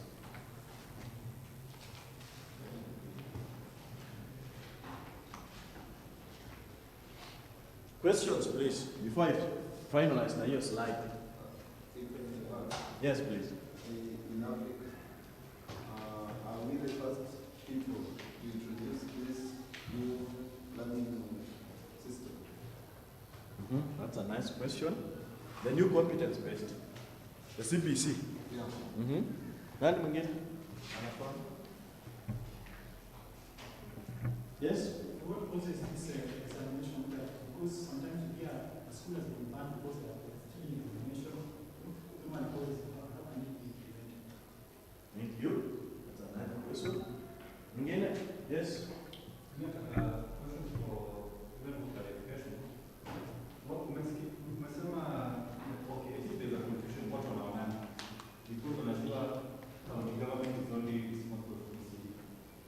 But then how come we shouldn't be in Nairobi County?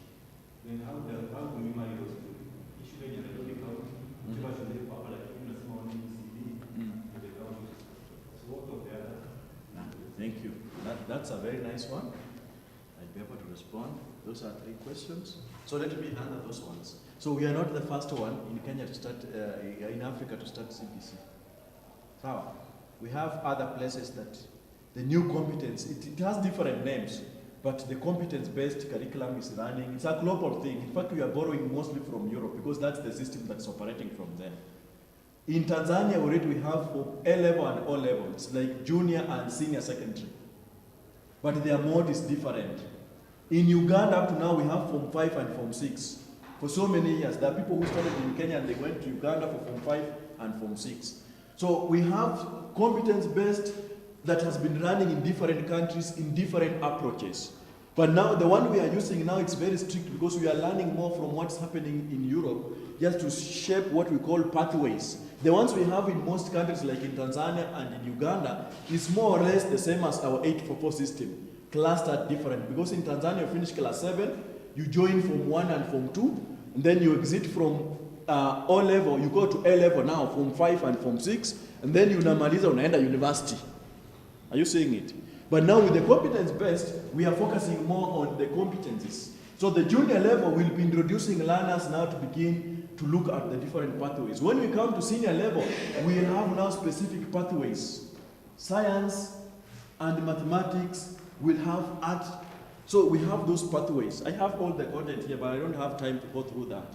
So that now the learner will be focusing. If I want to become competent or I want to specialize in this, they take that. So that when they finish, you go to university, you are just finalizing on your profession. So what you mean is that at primary, Yes. high, So we have PP1 and PP2. yeah. Sawa? We'll have grade 1, 2, 3, tunaenda hivyo. Ukifika 6, that's why unasikia wale ambao wako class 6 saa hizi wamefanya mtihani. They are joining junior secondary next year. So class 6 will be like class 8. Yes, we are joining junior secondary next year. We are starting junior secondary. And you will go through junior secondary before you exit. So that's why I said in the morning, class 7 yenye iko saa hii ndio ya mwisho. Class 8 na 7, 8 wanafanya wanaingia high school. 7, the class 7 we have today will be the last class to close the chapter of class 8 for 4 system.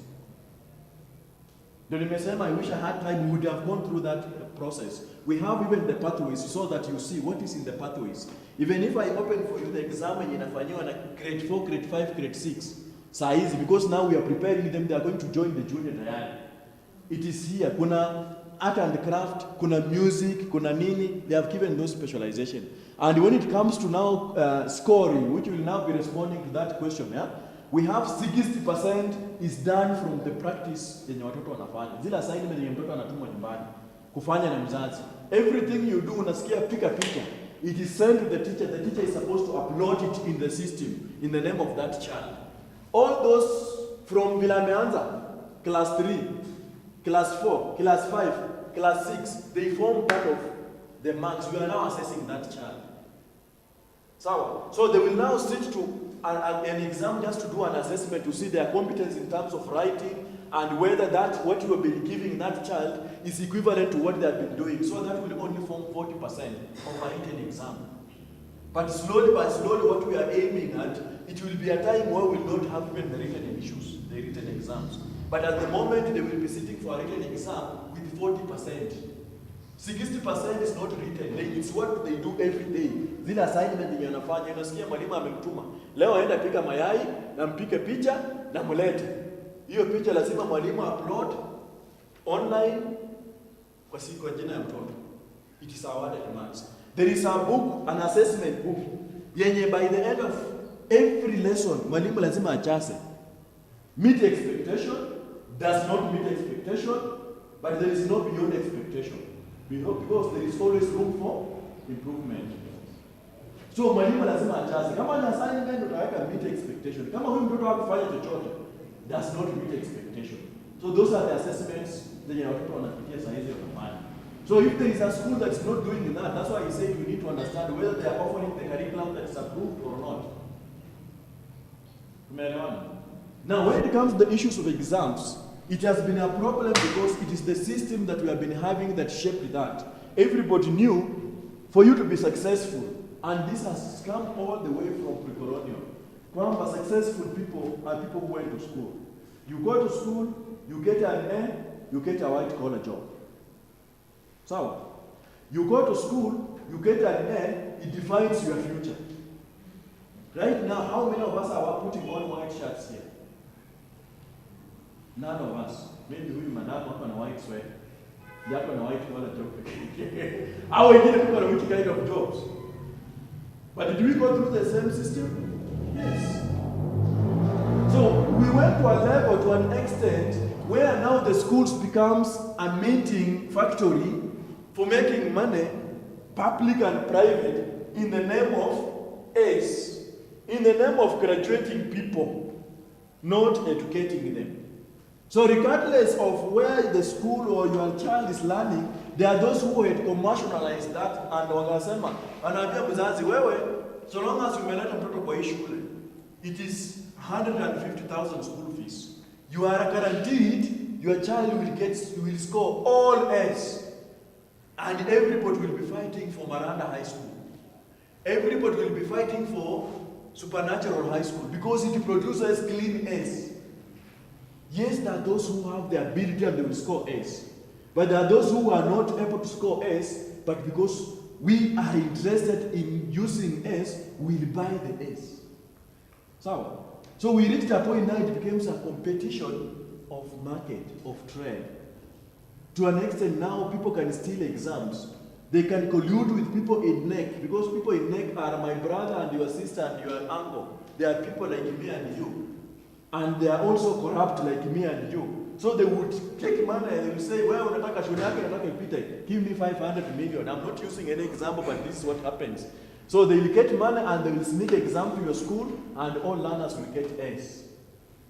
And when they get A's, tukitangaza, Kangemi High School, all scored A's, unapeleka university. Admission next year, you will not control learners from that door. Kila mtu anataka kupeleka mtoto wapi? Kangemi High School. Afadhali auze shamba lakini mtoto anajua atapata na A. So we reached a point where we don't value education. We don't look at those who are able different. Mwenye anaweza pata C, mwenye anaweza pata D. We were thinking that everybody can get an A. And we were thinking that everybody can go to university. Until now, we flooded all our universities and we started the parallel program. Until now, we flooded the universities, now we started colleges, and everybody was opening up a college. It's only recently that Matiang'i closed a lot of colleges in this country. Unless you people are not here. When he was the minister, just recently before Mangopa took over, how many colleges closed? So many, because people were operating colleges like bookshops. Because wanajua kuna watoto wako fulani wametoka wamemaliza high school and they have graduated and we need to make money. Not everybody will go into the university. The universities cannot absorb everybody. So we can create a college here and we bring them. You don't have even registration, you don't qualify. Even in these guidelines, for you to start a college, it is here. You need to have a minimum of 15 acres of land. Because a teacher's college, for example, you are going to teach a child. And you need to have gone through the curriculum, all the things that are needed in teacher's college. So you cannot do it in a room like this and you graduate, you go outside there, and you begin to say, I'm a teacher. This is why we are closing out and denying our learners even an opportunity for leisure and play because we don't understand the value. We have private institutions and we are a teacher's college. Right now they're being closed down because we are emphasizing on this. We want, if you go to a teacher's college, you are trained as a teacher. If it's not a calling exit, go and do another biashara. So the problem with the issues of stealing exam was the mentality that every child has to get an A. And the schools capitalized on that. Right now, when we began to kill that thing, it's only the media. And we normally tell them, they're the ones who are still letting us down. Because we no longer announce, this school is the winner. But the media will go around, you will say, I'm not going to one county. They're still taking us back there. But now with the new curriculum, we will not be going there. They only have 2 years to do that shenanigan. Once we finish with the new curriculum, the old curriculum, we now go into the system. Your pathways, finish nayo, and there. You will not be hearing Maranda High School or Moi Girls, the first amepata hii, amefanya hii, because we are lagging with those schools and we are making competition. We are telling those who have money, that's where you need to take your child. Those who don't have, and they have bright children, they don't get entry there. Have I answered your question? Yeah. Yes. Now the last question with the issues of county government and national government. I said when you read this, they state very clearly the mandates. Education is a devolved system. Health has been devolved. So when it comes to health, to education, it's only ECD that has been devolved to be managed and run by the county government. But the entire system of education is still managed in terms of the policies. Part of the role of the national government is to make those three things that I had mentioned there.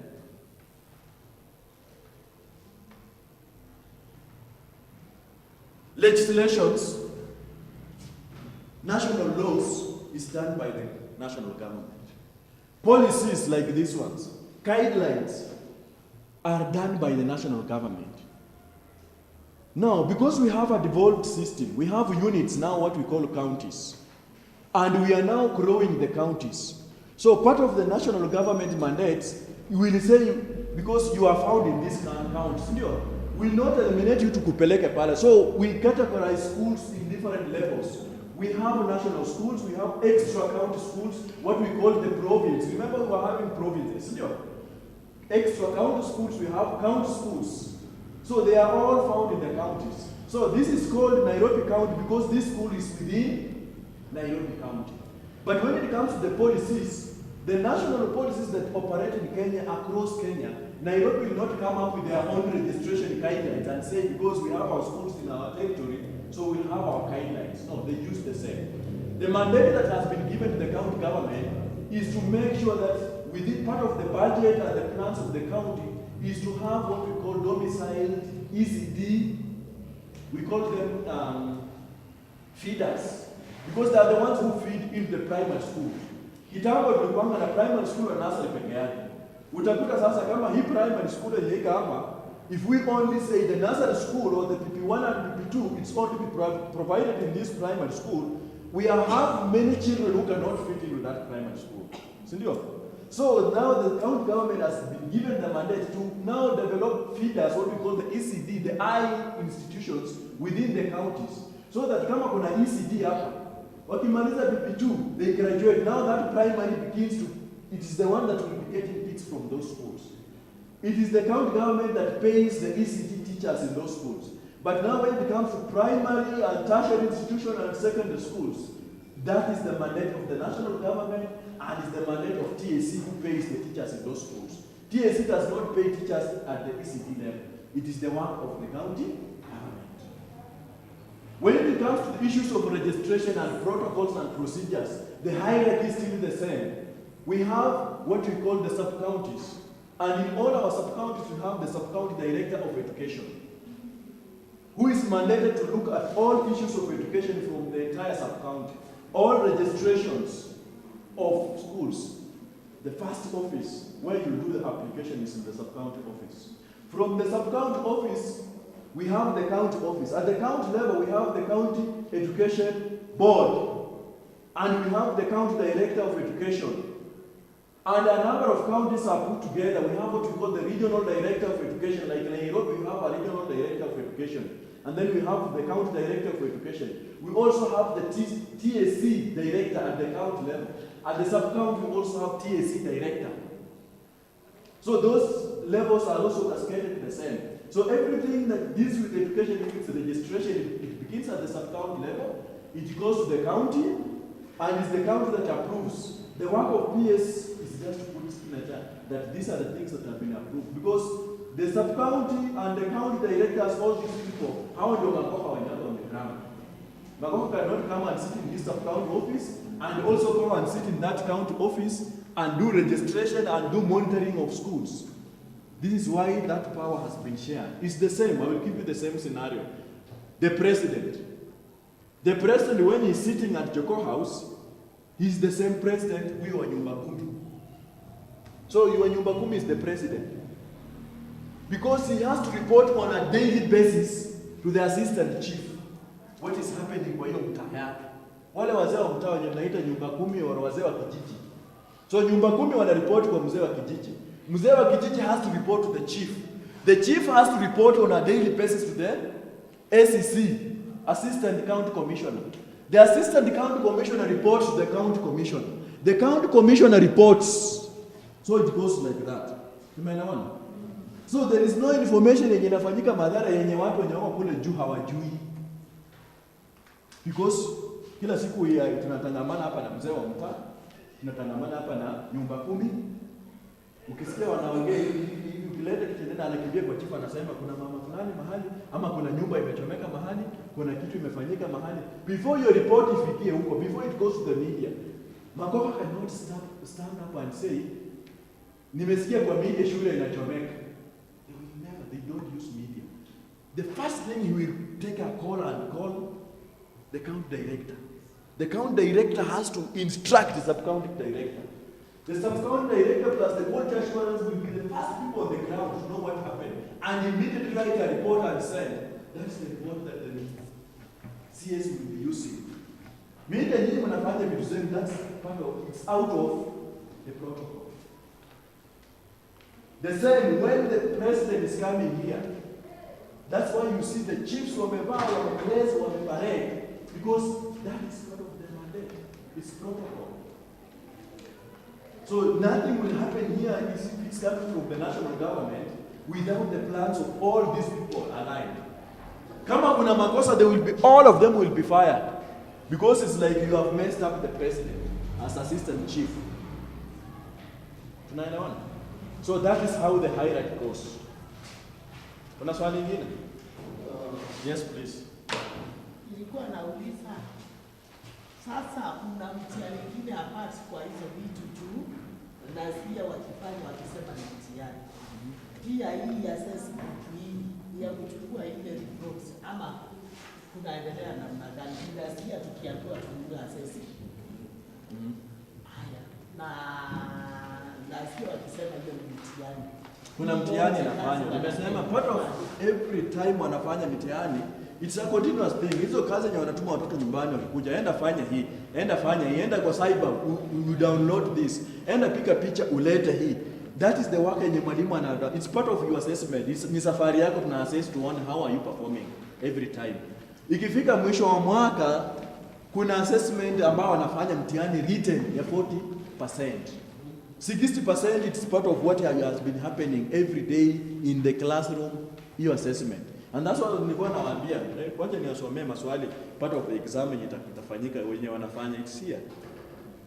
Kuna maswali ya art and craft, kuna maswali ya music, kuna maswali ya hii na hiyo.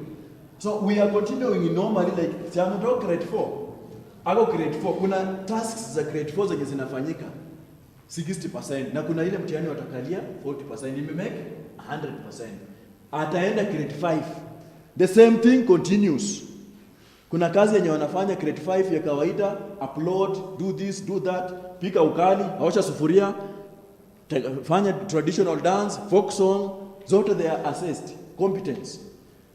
40% mwaka imeisha, you go to grade 6.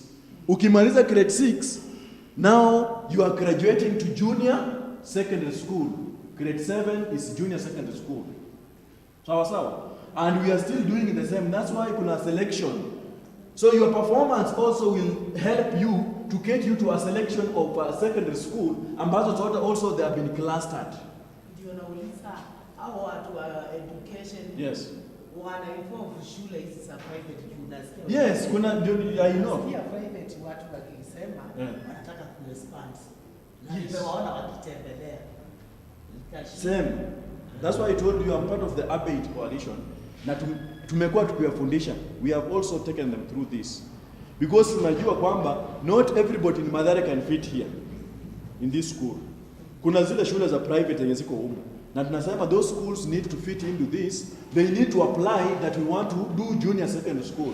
Assessment wanatuma ofisa wakuja waangalie. Do we have the facilities that are required for junior secondary school? They will be given registration to do what? To continue with junior secondary school. So they have to follow the same guidelines. Kuna mtu alikuwa na swali kule nyuma, naomba nisikize please. Kuna kitu umekuzia. Yes. So in future, Yes. hatutakuwa na mambo ya national school, regional school, ranking of schools. They will be there now, but we'll be having now senior secondary schools in different, because senior secondary schools will not be everywhere. So we'll have them also at the county level, different. The way you have national, extra county, county. Even right now as the selection of junior secondary school is happening, utakuta mtoto ame-select, you are given also those options. Kuna options kwa kila category. So unaweza select hapo unatoka hapa Mathare, but you can go to a junior secondary school in the other county. Nairobi ama uende kwa hiyo ingine. Or you can be in the junior secondary school in this, within the same county. So it's going to cascade the same. It's a complicated process. Ndio nimesema the only way I would have taken a lot of time ni wafungulie uone what does it mean to have a junior secondary school. And then what does senior secondary school entails? Even when you go to pathways, hapa sasa utachanganyikiwa. Because we have a pathway with certain streams of things and requirements.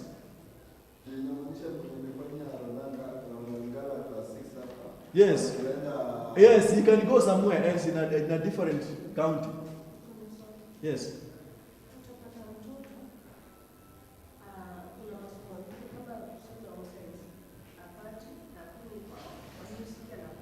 Yes.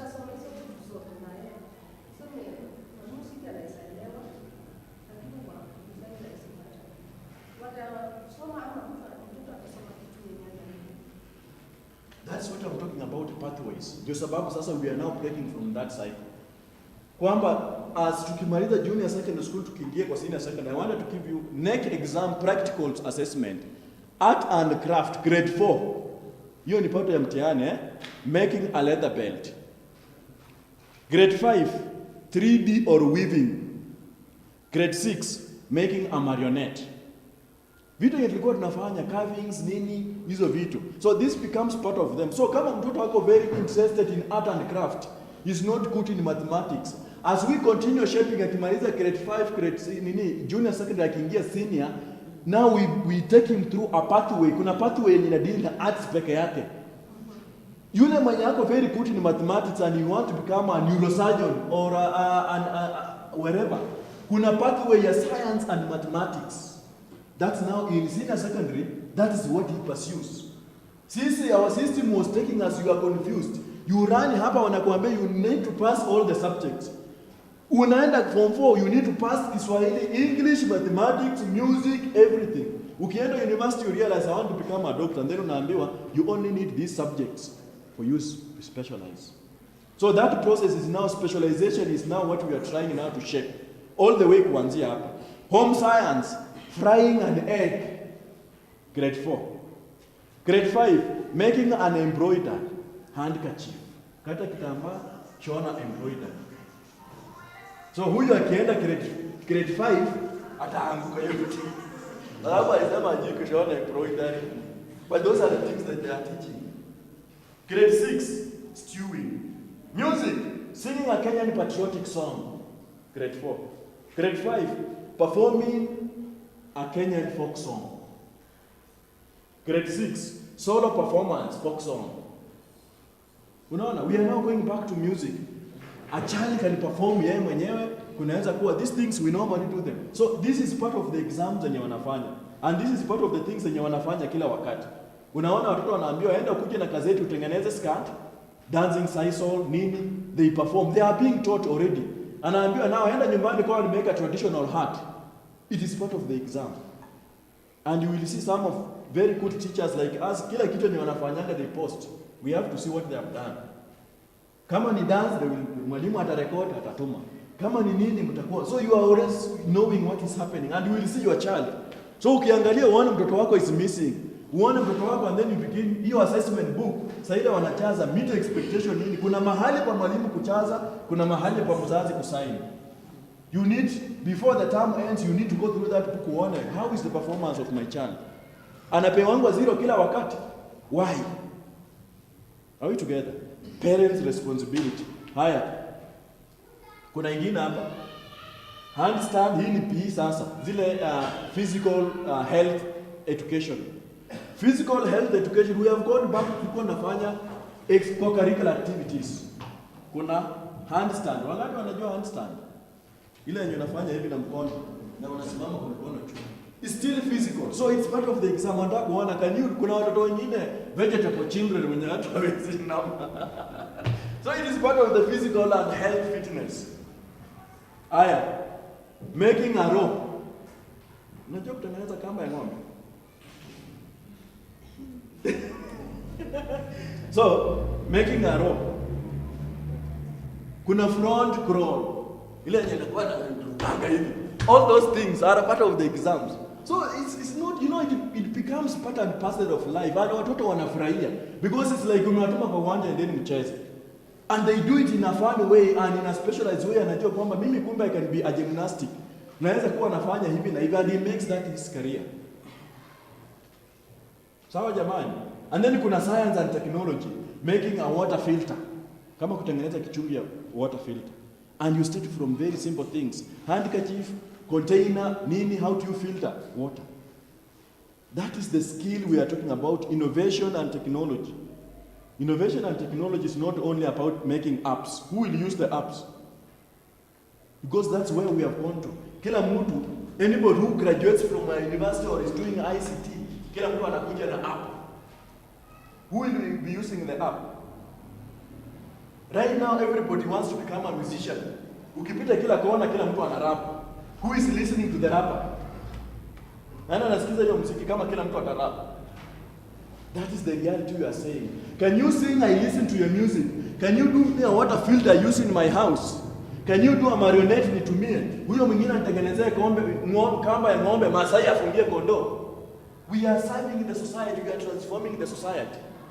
Because each one of us finds a space and we find a market. So that what you do, I have a need, I'm the market. What I do, you are my market.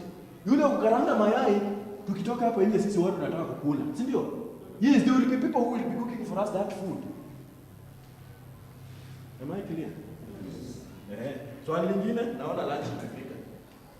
Mimi sina maswali, I think unless kama kuna swali.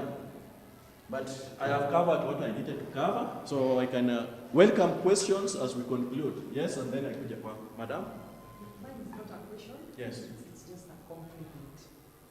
And I can say that I've learned a lot I didn't know about privatization of education. Nikajifunza sana about private school, if need be, tupeleke watoto wetu kwa public schools because I've seen its flaws. In as much as they can't be eradicated, but nimeona its flaws. Na tena nimejifunza mengi kuhusu CBC.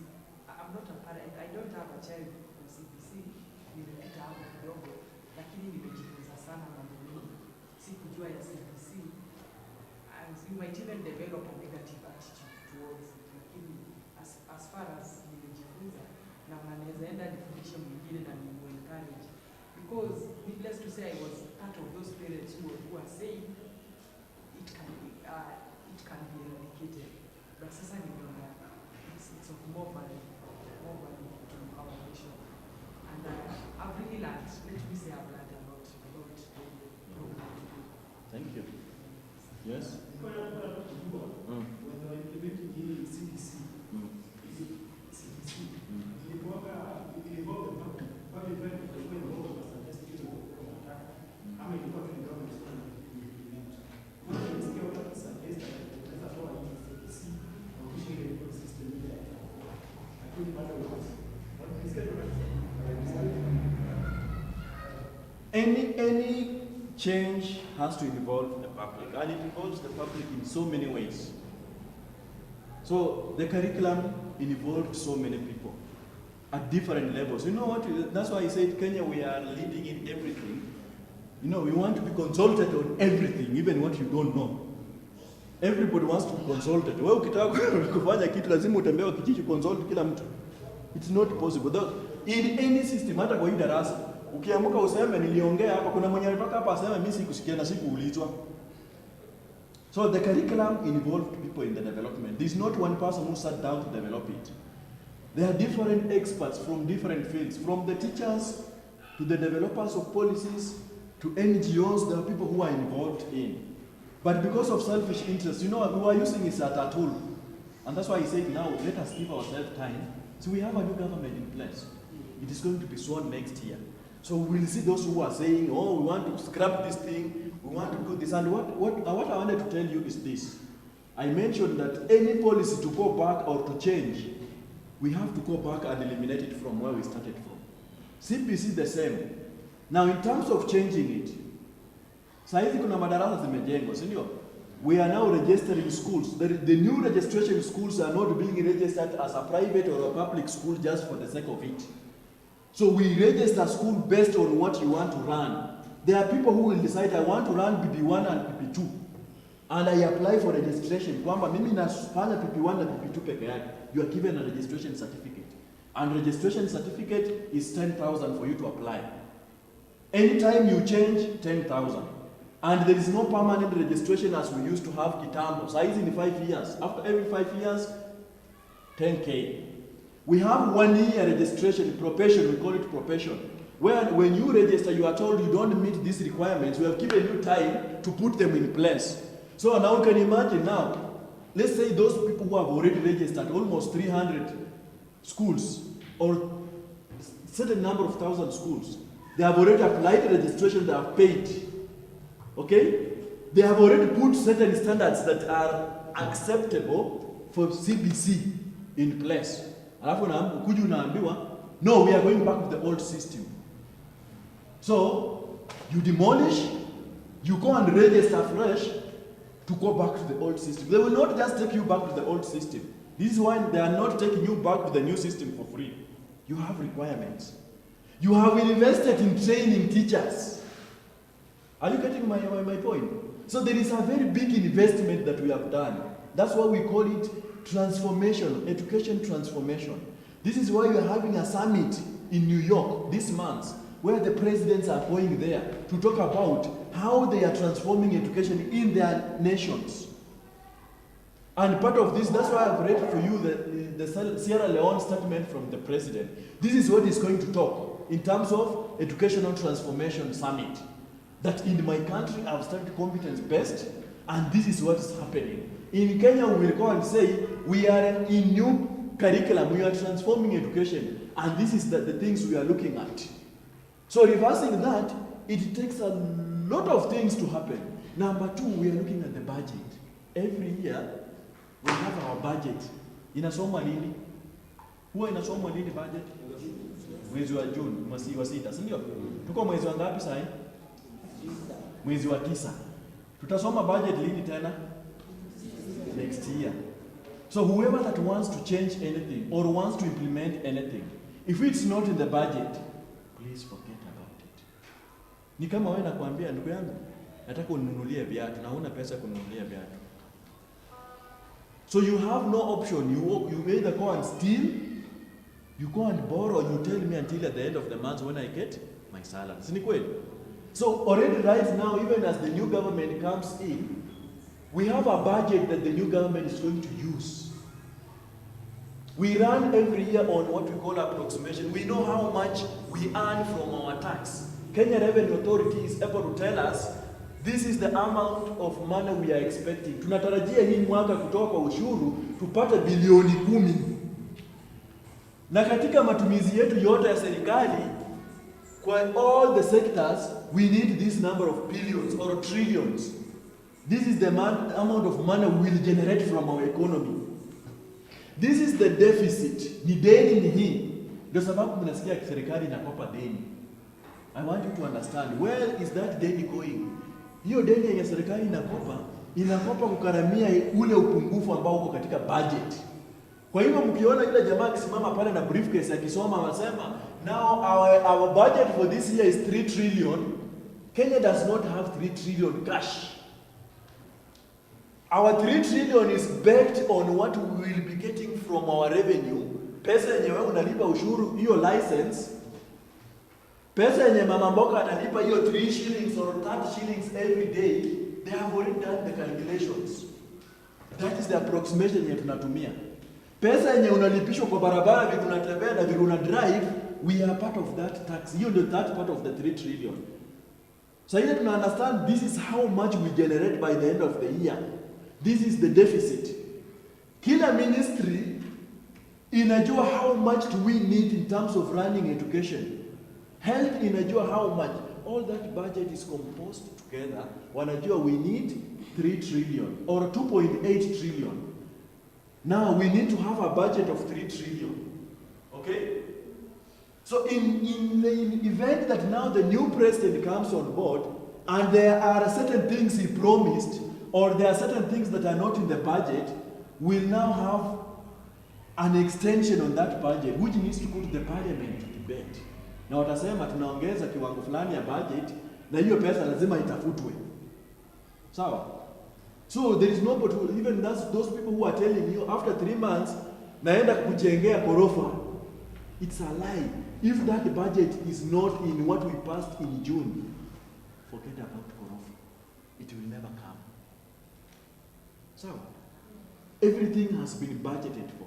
And this is why we are empowering the community to understand and to even to go. The beauty is if you Google on Treasury, you just go www.treasury.org. Itakufungulia our Treasury, uangalie Treasury books. All this information is available in public. That's the beauty. You can know how much has been budgeted for. Ukitaka kujua from in the education sector, you will know. If you want to know in the health sector, you will know. That information is public because we have a right to information, and the government is doing as much as possible to bring this information into the public. How you use that information, that's another business. Right now, if you want any information on budget, you go to the Treasury right now, you write a letter and say, I have a right to information, I need to know how much has been dispersed to my constituency, number fulani, in the sector of education. And what do you want to use that information for? I want to use it for 1, 2, 3, 4. They have a right to offer you that information. They will give you the information.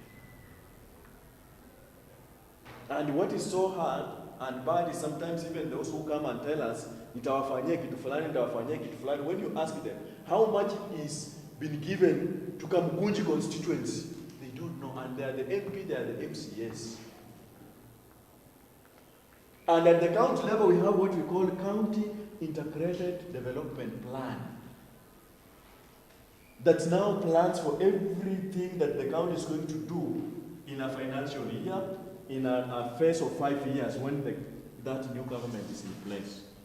And that development plan is based on the resources that has been given to the county. This is the why you have been hearing, we want to add from 15 billion to 35 billion. Mwingine anasema hapana, ile yenye mnapewa mnakula.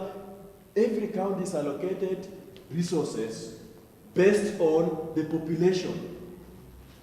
And these resources, the county has to come up with a county integrated development plan ambayo inahusika na all the ministries. This is why at the county level utasikia kuna cabinet secretary wa health, si ndio? Kuna wa education. It's still the same. They have now to sit down and plan from the national education strategic plan. They have to borrow from this and see at the county level ni mipangilio ipi ya ualimu ama shughuli za elimu ambazo tunataka kufanya. How many ECD or I level do we want to construct? How many ECD teachers do we want to construct? Because you already know how much you are getting from the national government, but also from the revenues. That's why City Council of Nairobi collects its own revenue also. So you unapewa certificate ya business, is it written Bungoma County? Is it written Kenya County? Is it written Nairobi County? So that revenue yote, ile pesa unapewa na serikali, it goes back to how much do you collect. Hiyo 3 trillion, we have already calculated in Nairobi how much of tax are you collecting. So you are given back that money because it comes all to the same pool. And then we say Nairobi has a population of 3 million. And Nairobi, because it's the city, this is the allocation because we need these are the needs. Sijui kama tumeelewana? Yes. So it's not an easy thing to say, I want to scrap this system, I want to come up with a new system. It takes a lot of resources, a lot of planning, a lot of time, a lot of resistance to have a system change.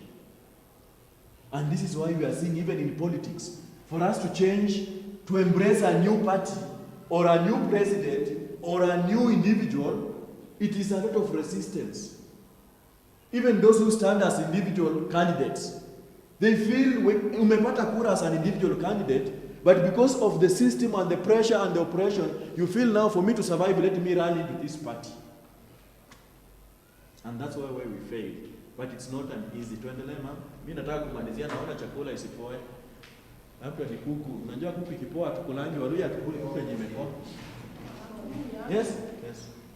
Ni kwamba kuna jambo ambalo ninaweza kusoma ya kwamba wazazi kuna pahali vimelala na labda kwa kutojua ama kwa kuuza. Nimekuja kugundua ya kwamba kuna mambo nyingi yanafanyika kwa shule zenye tunapeleka watoto wetu, lakini hatufuatilii. Mara nyingi nishaona tunapeleka watoto shule, lakini hii inasemekana watoto wanaenda kufanyia mtihani mahali pengine. Sijuagi na kwa nini na sifuatilii nijue shida iko wapi. Kuna mambo nyingi umefundisha mwalimu na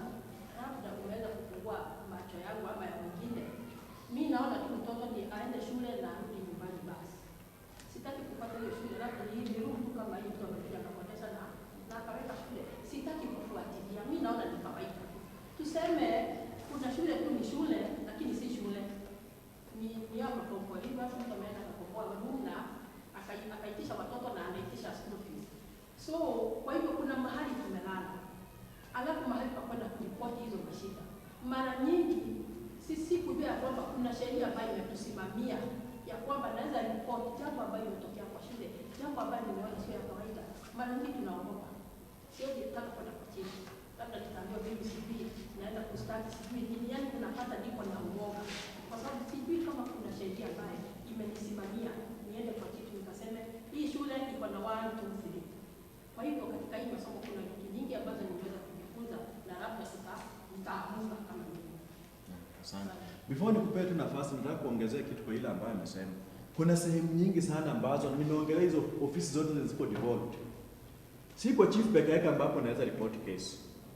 Enda kwa chief kama ni masuala ya elimu na ni ya mtoto.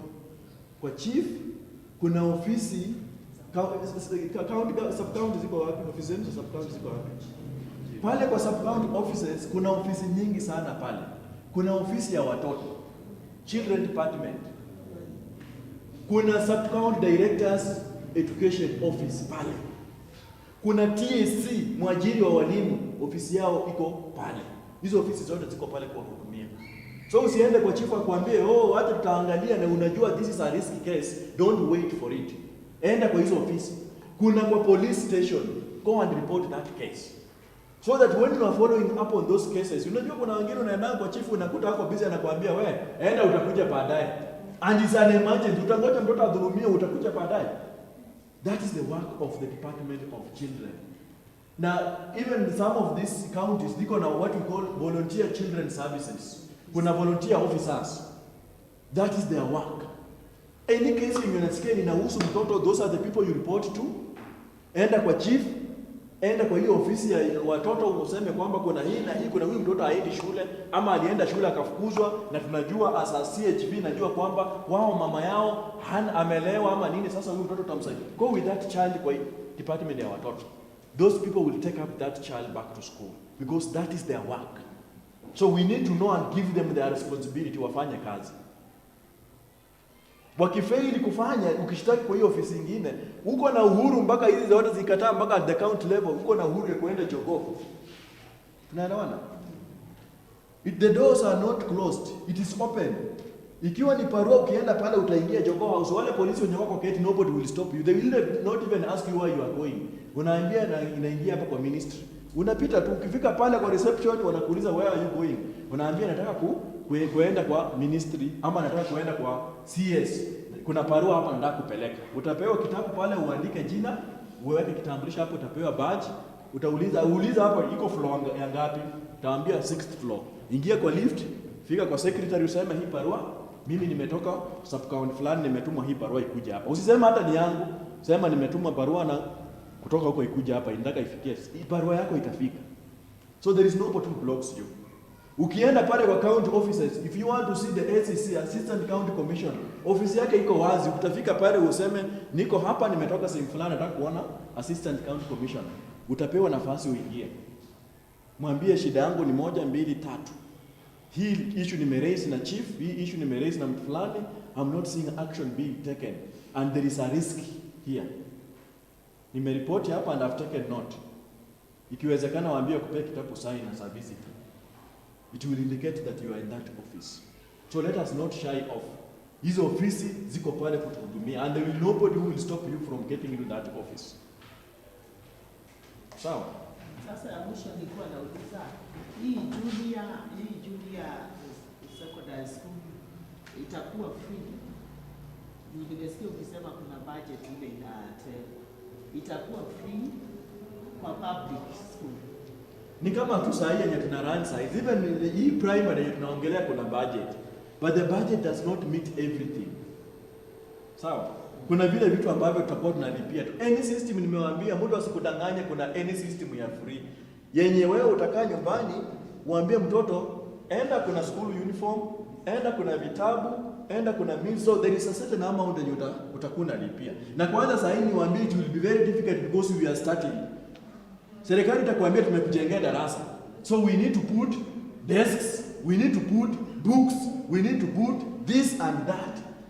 So ukiangalia ile budget yenye wameweka kukaramia hayo matumizi utakuta ni kidogo because this is something that is new. We are in a transition. So lazima sisi wazazi pia tutakaramia. Ndio sasa ile hiyo shule itakuwa imejengwa, we have now the classrooms, we have everything, matumizi itaanza kurudi chini. everything will be going down. The same, saa ile watoto wengi walikuwa hawasiki mtu ashughuliki kuenda shuleni. Tukasema we want 100% transition. Utakuta kwamba budget imesenda because kila mtoto lazima akue kwa hiyo darasa. Hakuna viti, lazima tuongeze. Walimu lazima tuongeze. So the budget goes up. So those are the challenges zenye zinakuja, zenye we need to be prepared for. So kama unataka kuepuka hii mizigo yote, there is one solution. Unajua ni gani? Usizae.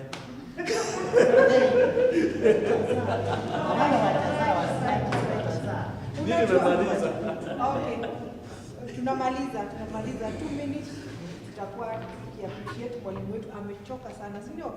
Tutamappreciate. Unajua nimewacha amalize tukule lunch tukiendana, si ndio? Kuliko tungekula lunch alafu tena turudi hapa, si ndio? Mimi nawaelewa vizuri tena sana. Hiyo klasi ingekuwa ya kulala kabisa. But ninataka kusema hivyo. Hapo Palimoni ameuliza ama bado hizi junior schools zitakuwa zinalipiwa. Unajua kitambo mimi nikisoma shule darasa ingetaka kuongezwa, nilikuwa naona mama yangu wanaenda shuleni kwenye nilisomea hiyo nyakati, wanajenga wakiwa wazazi. Kama ni fundi, serikali ilikuwa ina produce nini? Mawe, mchanga, hizo materials za kujenga. Lakini labor ni akina nani walikuwa wanaenda kujenga? Parents, ndio.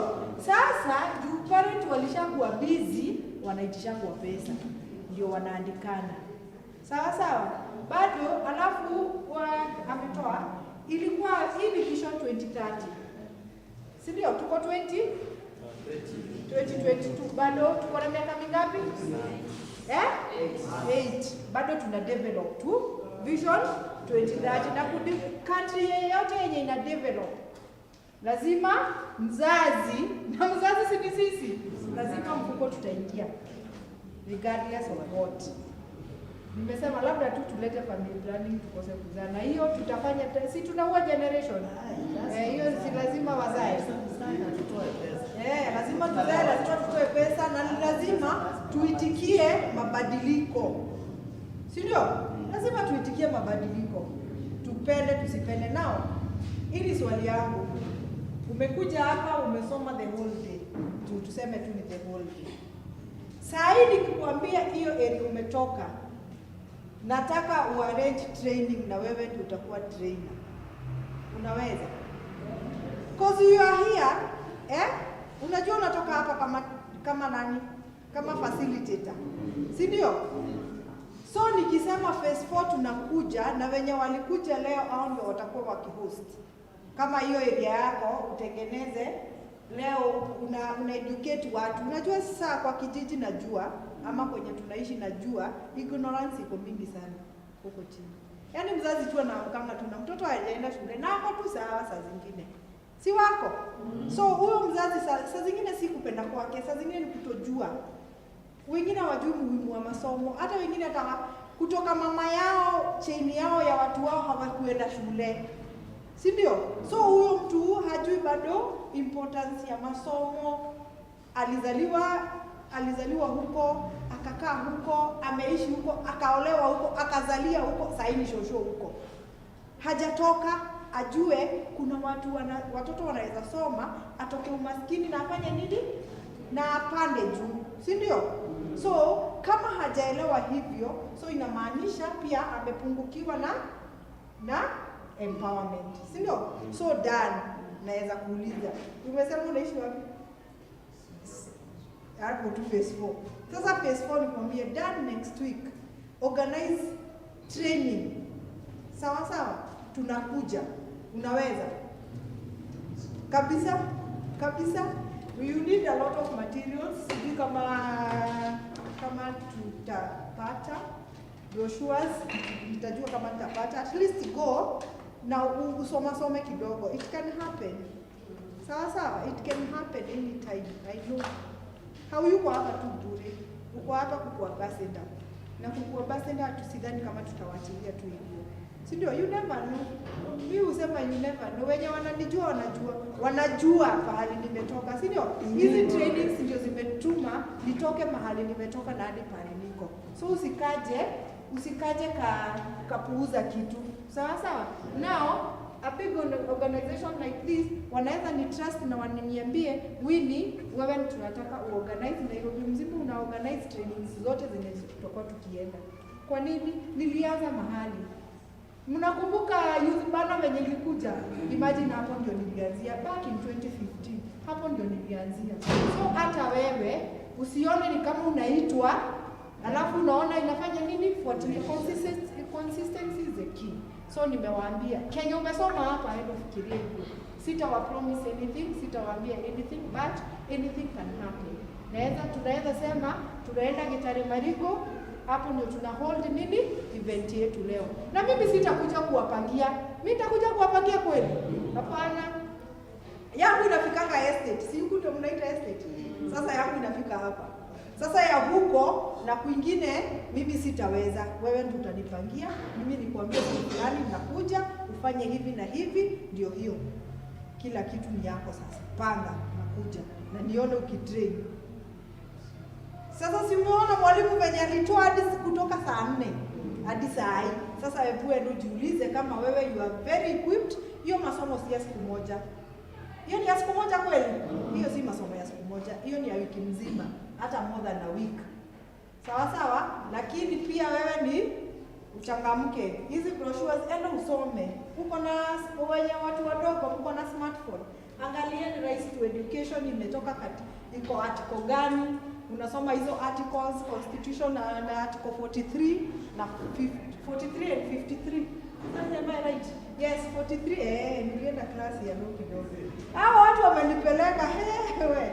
43 article 43 and 53. Hapo ndio unapata right to education. Na ukisoma hivyo, nikikuja nikikwambia Margaret, leo ni kwako, uta nini?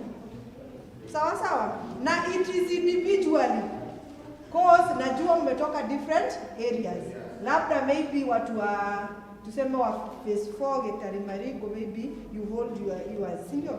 Maybe wengine they hold theirs.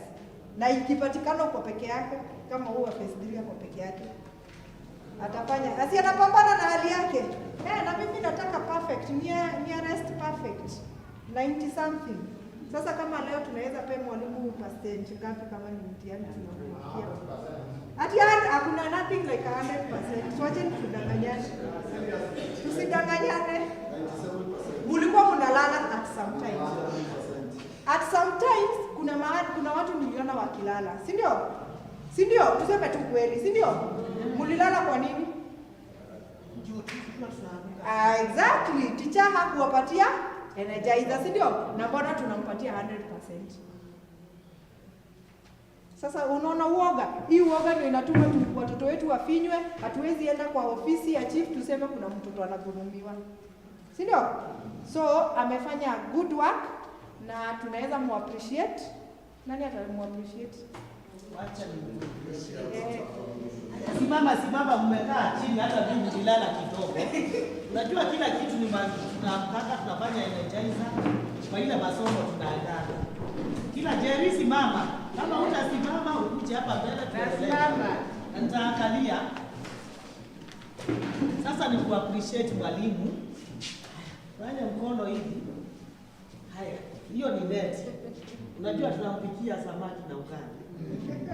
Tunaenda Mikingo sasa kutega samaki. Haya. Rusha chini neti. Tafuta samaki. Umepata samaki ndio hiyo. Haya, weka kando. Haya. Enda uwekelee ugali kwa jiko. Haya, wakisha stove. Haya, maji imeiva, koroga ugali. Toa ugali uweke hapa kando. Samaki yenda uweke kwa pani. Haya, wekelea fry samaki. Weka tena kando. Haya, mkono mmoja shika ugali, ingine shika samaki, mpelekee, mpatie na ndio hiyo. Asanteni sana. Mungu awabariki sana. Tutapatana. We have a long way to go in education, rights to education. Tuko na njia ni ndefu. Niwaambia simuona hapo Vision 2030. Haya, fikiria. So tuko na lunch. Ni kidogo tu. na ninawaambianga mimi siwezi washibisha, siwezi wapea, siwezi wa afford, si ndio?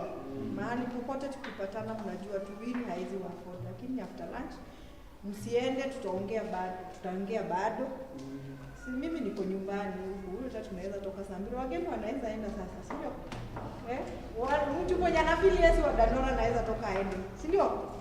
Watu wadi wabaki. So venye tu tulifanya asubuhi, kuna msichana mwingine pia tunafaa kumappreciate.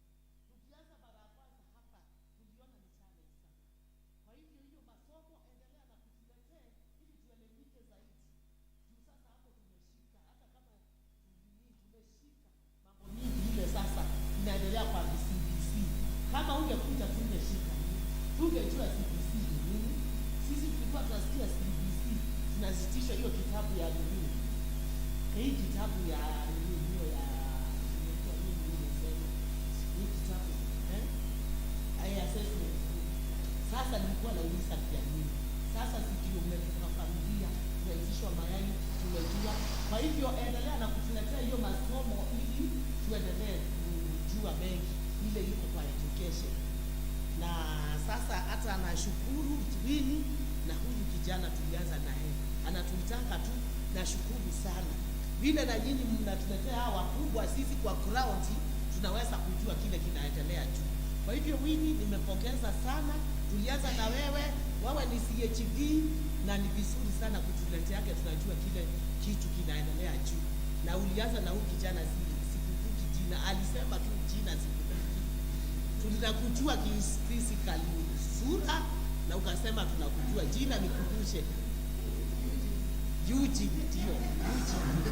Asante sana kwa kutujali kutuletea masomo haya. Ule mwalimu wetu, hiyo mrembo wetu huyo, tunashukuru sana kwa kutushikilia pamoja na hiyo timu yote na hao watu wa media. Tunashukuru sana, mimi tunawaonaga mkikuja na ni vizuri sana. Unachukua kile kinaendelea kwa ground, kile tunasoma. Ni vizuri sana kuchukuaga hiyo na kujua step mahali tunapita. Kwa hivyo mimi naomba nyinyi wote hiyo timu, na nawashukuru sana. Juu sasa hiyo mambo msipokuja tungepata na tungejua umuhimu, na sisi vile mmetuelezea tutapeleka kwa ground. Naye wengine wajue vile sasa mmetusomesha huko kwa ground. Tu wengine hata wajaelewa, wengine tumeelezea, wengine wajaelewa, wanakaa tu kama sisi sasa vile tulianza. Kwa hivyo muendelee na sisi kutuelimisha vile tunaendelea kwa education maneno. Sasa mnatufafanulia, mnakuja mnatusomesha ili na sisi tukaanza kujua. Kwa hivyo nashukuru sana hiyo timu yote mmeshikilia hiyo masomo, na nawaomba tu mtuleteane, sio leo tu, vile mnaendelea mnatuletea, tunajua hapa panaenda hivi na hapo panaenda hivyo, na sisi ndio tumejua tuna right yetu ya kuenda kuuliza maswali. Ndio hapo tumejua, ama mkatuelezea au viongozi tunachagua. Sasa ndio tutaenda kuwa challenge. Kwa hivyo tuna right ya kuenda kuuliza kitu kama imetufikia. Asanteni sana na karibu Dondora sisi tuko, na mkitutaka anytime tuko, karibuni sana na tumeshukuru.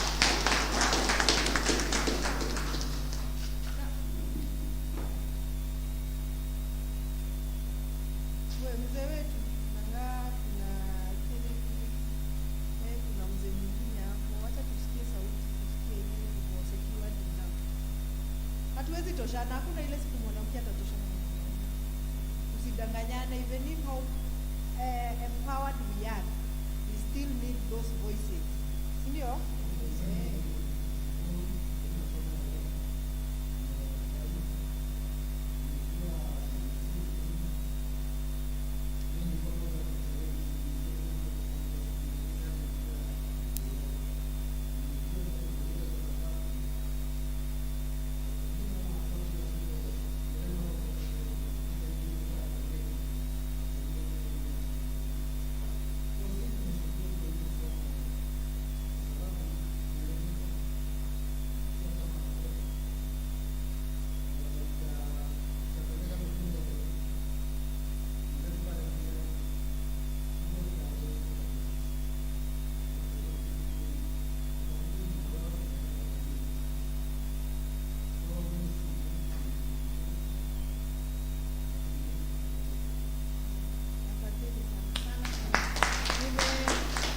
Nimependa hivyo, si lazima ni waiti yake ni kuambie kuja usome. Hata mimi niambie mimi kuna kitu mnanitaka aje mimi ama ndio whatever wakageme haya whatever, uniambie yenyewe. Kuna tumetayarisha kikao, tunataka kufunzana maneno ya education, si ndio? Kuja usikize kama unaweza changia ama tunaifanya vizuri. Hata nyinyi kueni na hiyo forum. Siku moja mnichangamke, ama si tunaweza appreciate sana atia hiyo community na tuambia tuende tusikize, ama tulikuwa na event kama ya leo, tunaweza furahia sana. Fikiria alama ya haya sawa. So nataka mtu mmoja atuombee tukule lunch, na tukikula lunch tutoke. Sawa sawa, nimesema huku mimi naweza waenda hata saa 2. Mtaenda mkisema. But sasa si masomo